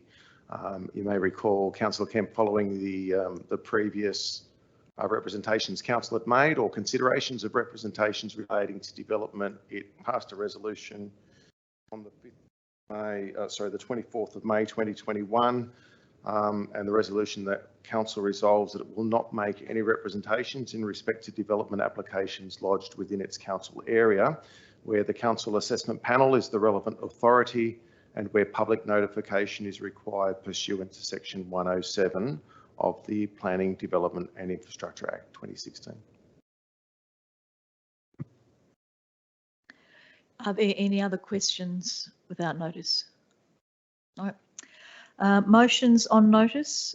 We have a recommendation from Councillor Henderson, and Councillor Henderson, there's also an alternative recommendation that you may want to consider from administration, but I'll leave that to you if you'd like to move your recommendation. I'm actually happy to move the alternative, if I may. Could you read it out and move it and then speak to it, please? Certainly. The recommendation is that council receive and note the motion on notice, soft plastics recycling trial by myself, an accompanying report, and that administration monitor ongoing soft plastics recycling trials. Would you like to speak to it? I would. Thank you, Mayor. Yes, I've added some information there which tells you that 85% of soft plastics end up in landfill, which is equivalent to, this is in Australia, and equivalent to 3.5 million tonnes. And when you think that soft plastic doesn't actually weigh very much, that's actually a lot of soft plastic. Now, we know that our community here is very keen to recycle, and we only have to look at the report that we as elected members received from FROA a week past Friday, showing that just recently recycling has gone up by 7%, and in Victor Harbor, recycling landfill has gone down by 23%. However, since the supermarkets have stopped taking soft plastics, I know that in my own home, I'm accumulating an awful lot of stuff which is now going to landfill.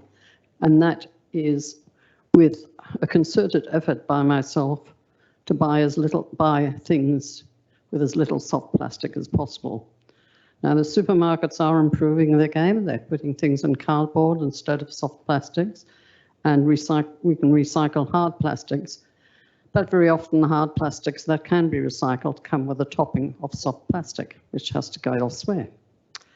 So I know what I'm now additionally putting in my bin. So my original motion on notice for us to be involved in a soft plastics recycling trial, which some of the Adelaide councils are now doing, was so that we could actually be a leader in this area, just as we were a leader when we passed a climate emergency declaration in December 2019. We were one of the first councils in Australia to do that. But if we can't be a leader, and I can understand the reasons why, we do have a relatively small waste authority down here, and those soft plastics still need somewhere to go. But my idea of putting this motion forward was to show willingness to be part of the scheme, because the more councils that are willing to be part of a scheme like this, the greater opportunity we have as a country to become a sustainable, efficient and advanced recycling industry for these soft plastics, which doesn't really exist in any large form at the moment. And we need to be putting pressure on this industry to be established and grown. But I have moved the alternative motion. We'll continue to monitor this and hope that the future improves in this area. Thank you, Councillor Henderson. Do I have a seconder for your motion? Thank you, Councillor Schofield. Do you want to speak to that? Only that I agree wholeheartedly with Councillor Henderson. Thank you. Does anybody else want to speak to that? Councillor Burns? Yes, just wanting to say it's a shame the state government isn't taking more an initiative in this area. Thank you. Is there any other commentary? In that case, I'll put it to the vote. All those in favour? Against?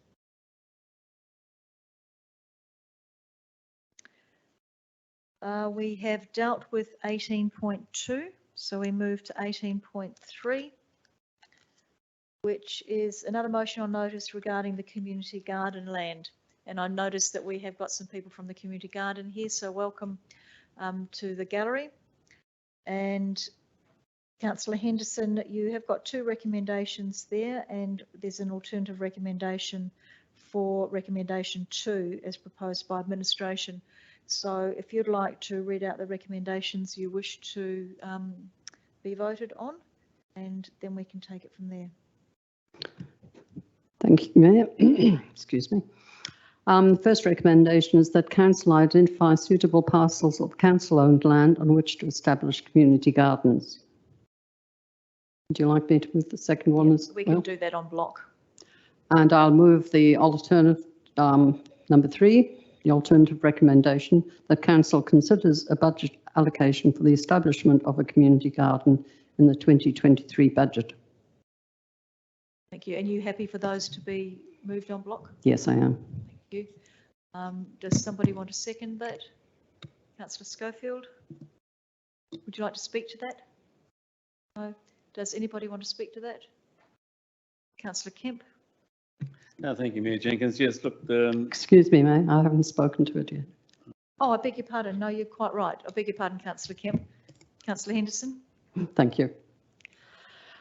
Yes, we have had an application in front of council pleading for us to find some land for a community garden because we have an experienced group of volunteers in our community who were very successfully running a community garden. Unfortunately, this particular group where the community garden was established was on private property, and they found themselves in a situation where they had to move off that property. They had also applied for several community grants for equipment to establish the garden over several years. And so all of the things they'd established, they've now had to move. So they've had to move all of the wicking beds, even all the soil and everything they'd accumulated through community grants. So they now desperately need somewhere to go with their community garden. I've been talking in this chamber about community gardens for over 4 years now, and trying to find some public land where the future of such a thing, or things, I hope eventually we'll have more than one community garden, but at this point in time we need at least one, and I believe it should be on public land where there is future security. So that's my motion. I wish we could find this land tomorrow. I wish we didn't have to wait for budget restraints leading into the next financial year. But I hope that that will not be too long a wait for the community members involved in this garden. But hopefully we'll move ahead. Thank you. Councillor Kemp. Councillor Schofield, you said you didn't want to say anything. Councillor Kemp. thank you, Mayor Jenkins. Look, I think it's a great initiative there by Councillor Henderson. I know she's been working on this, and I do support, and I've spoken to the various people as well. I'd just like to add an amendment to this motion. I think there's a possibility that we could improve this and make it bigger and more beneficial to the community as a whole. My amendment would be, I'll read out the whole motion. The council considers a budget allocation for the establishment of a community garden in the 23-24 budget, and to include a City of Victor Harbor seed to seedling nursery. The reason why I want to put a seed to seedling nursery in is to actually be run by and managed by volunteers under the oversight of council staff. And this shouldn't include any further staffing requirements, but basically what we're doing is to promulgate seeds of our natural vegetation which we have in our community, and produce seedlings stock which can be actually put out to the community to plant and regreen our vacant lands that we have around here has been demolished over the years through progress. So I think by us producing our own seedlings of native vegetation would go a long way, and I think there'll be a lot of community members that would love to get involved in that, and I think this is quite a success story around other councils who have these types of programs in place. The long-term effects is that not only do we get to regreen our countryside and our stuff, we can always promulgate certain seeds for certain landscaping of trees, etc.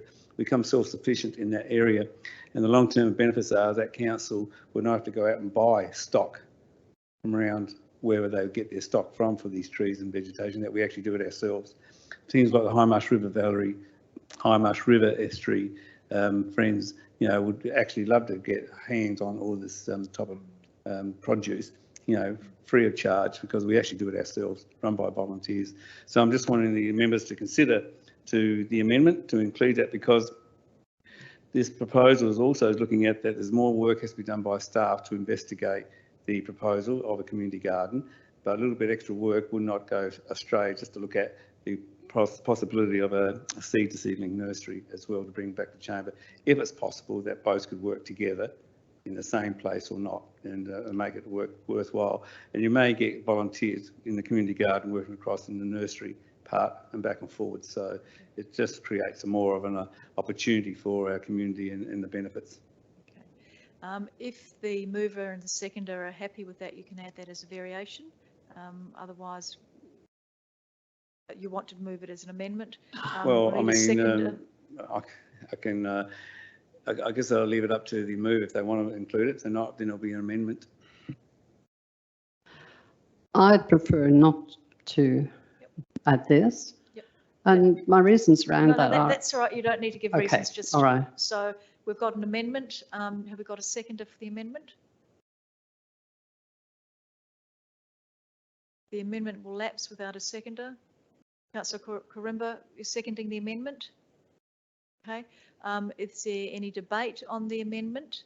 Remembering that if you're debating the amendment, you're taken to debating the recommendation. Councillor Mann.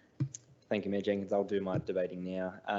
Yeah, no, I definitely see the need and the community desire for this. I know it's been something close to Councillor Henderson's heart for a while now. The last land she identified is being turned into an ambulance station. So I think it is important to look at where the inclusion is there.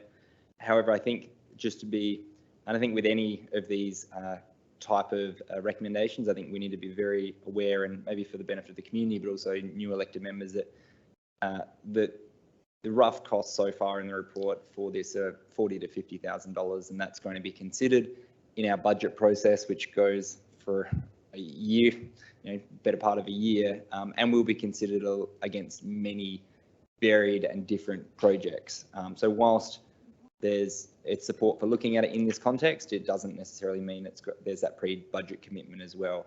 And it's very hard to give those without looking at what our budget will look like and the different projects we need to consider. I agree with Councillor Kemp, there's definitely the need there, but noting the costs already, I can only see that the variation will increase those costs.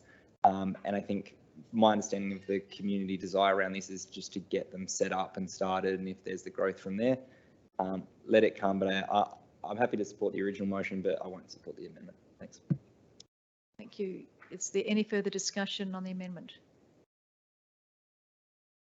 If not, I will put the amendment to the vote. All those in favour of the amendment and those against the amendment? That amendment is lost. We go back to the original motion. Anybody who hasn't talked about the amendment or the original motion previously, I think Councillor Burns, Councillor McKenzie, Councillor Schiller. Do either of you want to speak to the motion? No. No. Councillor Schiller? No. Councillor Henderson, do you want to close the debate? No, thank you, Mayor. Okay, I'll put it to the floor. And this is the original motion without the amendment. All those in favour? And those against?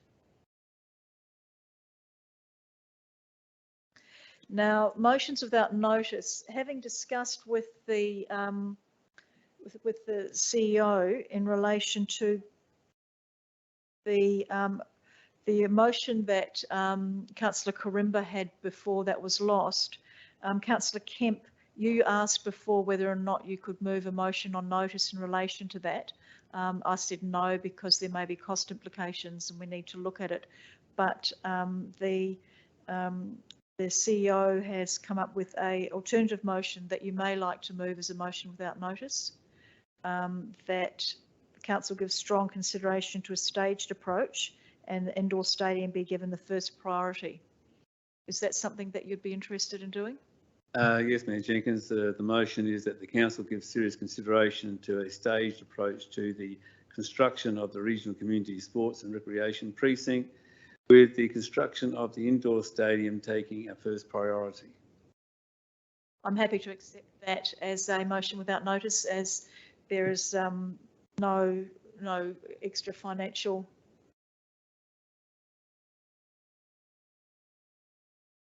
As there's no financial implications with that.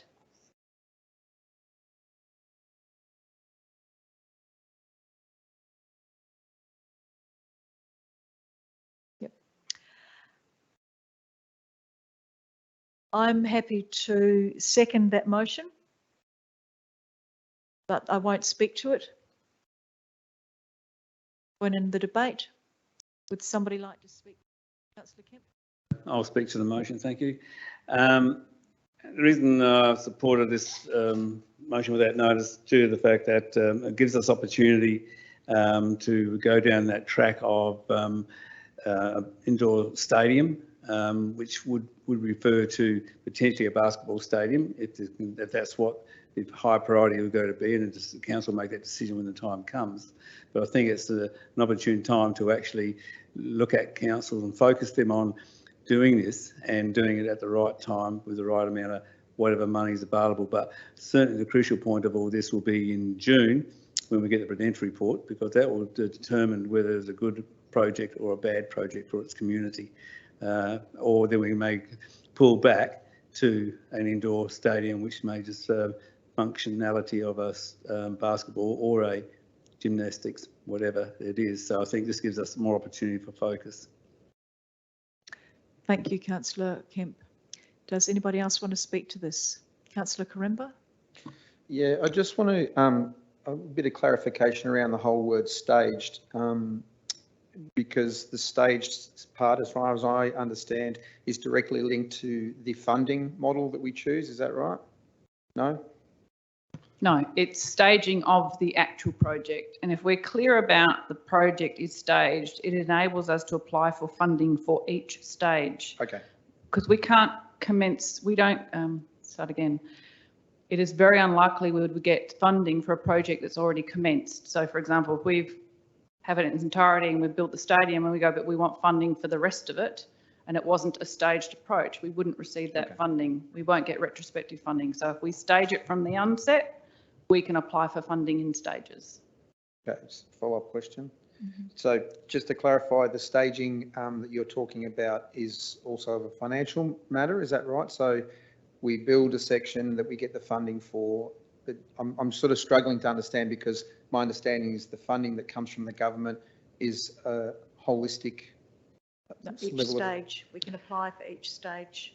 Okay. Again, that's funding models from both state and federal government change. Okay. So the Building Better Regions funding project is now longer there, and there's a different stream federally. State may come up with different ones, but it's around staging the build and the finances of each stage. Thank you. Is there any further discussion? Councillor Henderson, were you having?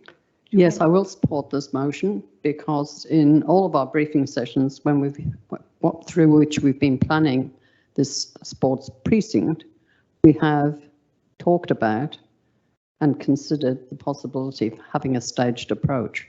So this is nothing new. We've talked about it, and I think we've all mostly agreed that that is a sensible approach to take.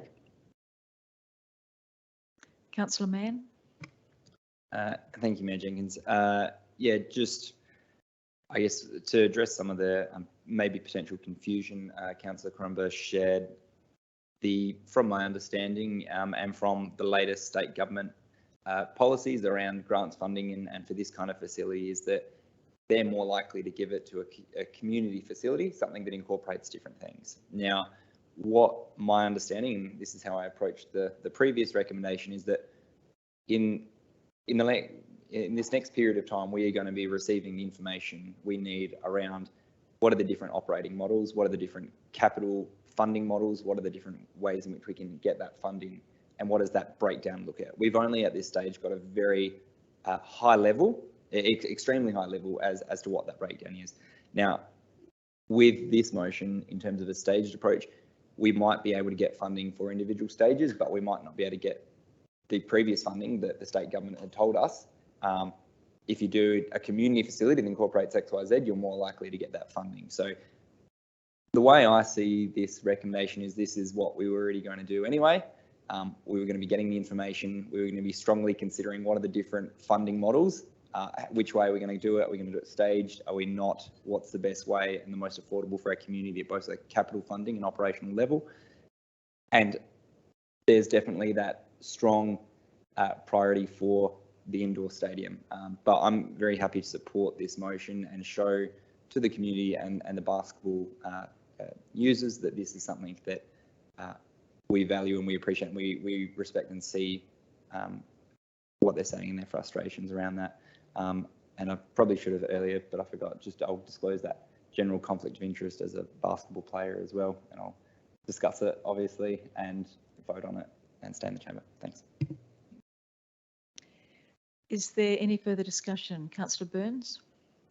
Yes, just wanting clarification that when we are discussing costings and we get to that point, there is still options to look at for each so the basketball stadium and other options, alternates with construction.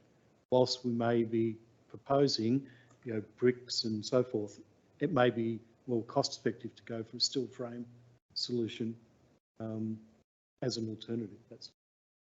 Absolutely, that's the stage when we get down to detailed design, and that detailed design would dictate what types of materials or structure you're looking to use. Is there any further discussion? Councillor Kemp, do you want to close the debate? No. I'll now put it to the floor. All those in favour? Those against? I think that's a really good decision. I think it's a really important motion. Thank you for moving it, Councillor Kemp. And while I didn't want to influence the debate at all, and I left it to you, I think that looking at that staged approach and really highlighting the importance of the basketball stadium in that staged approach and prioritising that is a really good way forward. We now move. There are no other motions without notice. Yes. Councillor Burns? Yes, I had a request from Rommel Lewis, who did the presentation earlier. Yes. Requesting a letter of support sent from the chamber to Business Victor Harbor to support the recycling project. To Business Victor Harbor. Is it Greens? That's what she. That's what she said? Yeah, she said. I thought it was for a grant to Green Industries. It's Green. But She's not doing a project with Business Victor Harbor. Yeah. Green Industries. So a letter of support. What does she specifically? She said letter of support sent to support the recycling proposal that she talked to in her submission earlier today. Right. And you're moving that way? Yes. Does somebody want to second that? Thank you. Would either of you like to speak to that? Can you give us some more information so we know what we're actually supporting? Yeah, sorry, it was at the start of the meeting. I'm pretty sure it was to the Green Industries people you were talking about. Yep. And what exactly? It was just a letter of support from the council. Is this going to cost the council any money? Are there any budget implications? There was no budget implications. If I may, through the Mayor, just reading back on her submission, if you're happy with this wording, because it's in her submission, seeking a letter of support for the partners under the auspice of Business Victor Harbor to apply for a circular economy market development grant offered by Green Industries SA. Thank you. Okay. Does anybody want to speak to that? No one wants to speak to that. Councillor Mann? I just want to be very clear. A lot of the time when we get these grant support submissions, it's usually where council's contributing in some way. I just want to confirm that the letter of support we're giving is not a financial contribution besides. Thank you. Correct, that was my Yep. understanding. It's just a letter of support. Are there any other questions? Does anybody? From a 10-minute presentation, I'm not sure whether I like letter of support. Yeah, not sure. It's a big thing. Anyone else got a comment? Anybody else want to? Councillor Burns, did you want to? Councillor Karemba seconded that, didn't you? Yeah. He did, yes. Yep. Thank you. Councillor Burns, do you want to close the debate? Yes, close the debate, please. Yep. I'll put that to the floor. All those in favour? And those against? Councillor Mann? Were you voting? Yeah. Oh, you voted for. Can we just do that again? All those in favour? And those against? So I make the casting vote. Thanks, guys. Look, I think given that it is just a letter of support, and I'm aware that the other councils in our region have supported this, it has gone through their council. I'm happy for a letter of support. So that motion has carried. It is just after 8 o'clock, so it's time that we have a 10-minute break. If you'd like to get up and stretch your legs, we come back here at 1:15. Thank you. That was amazing.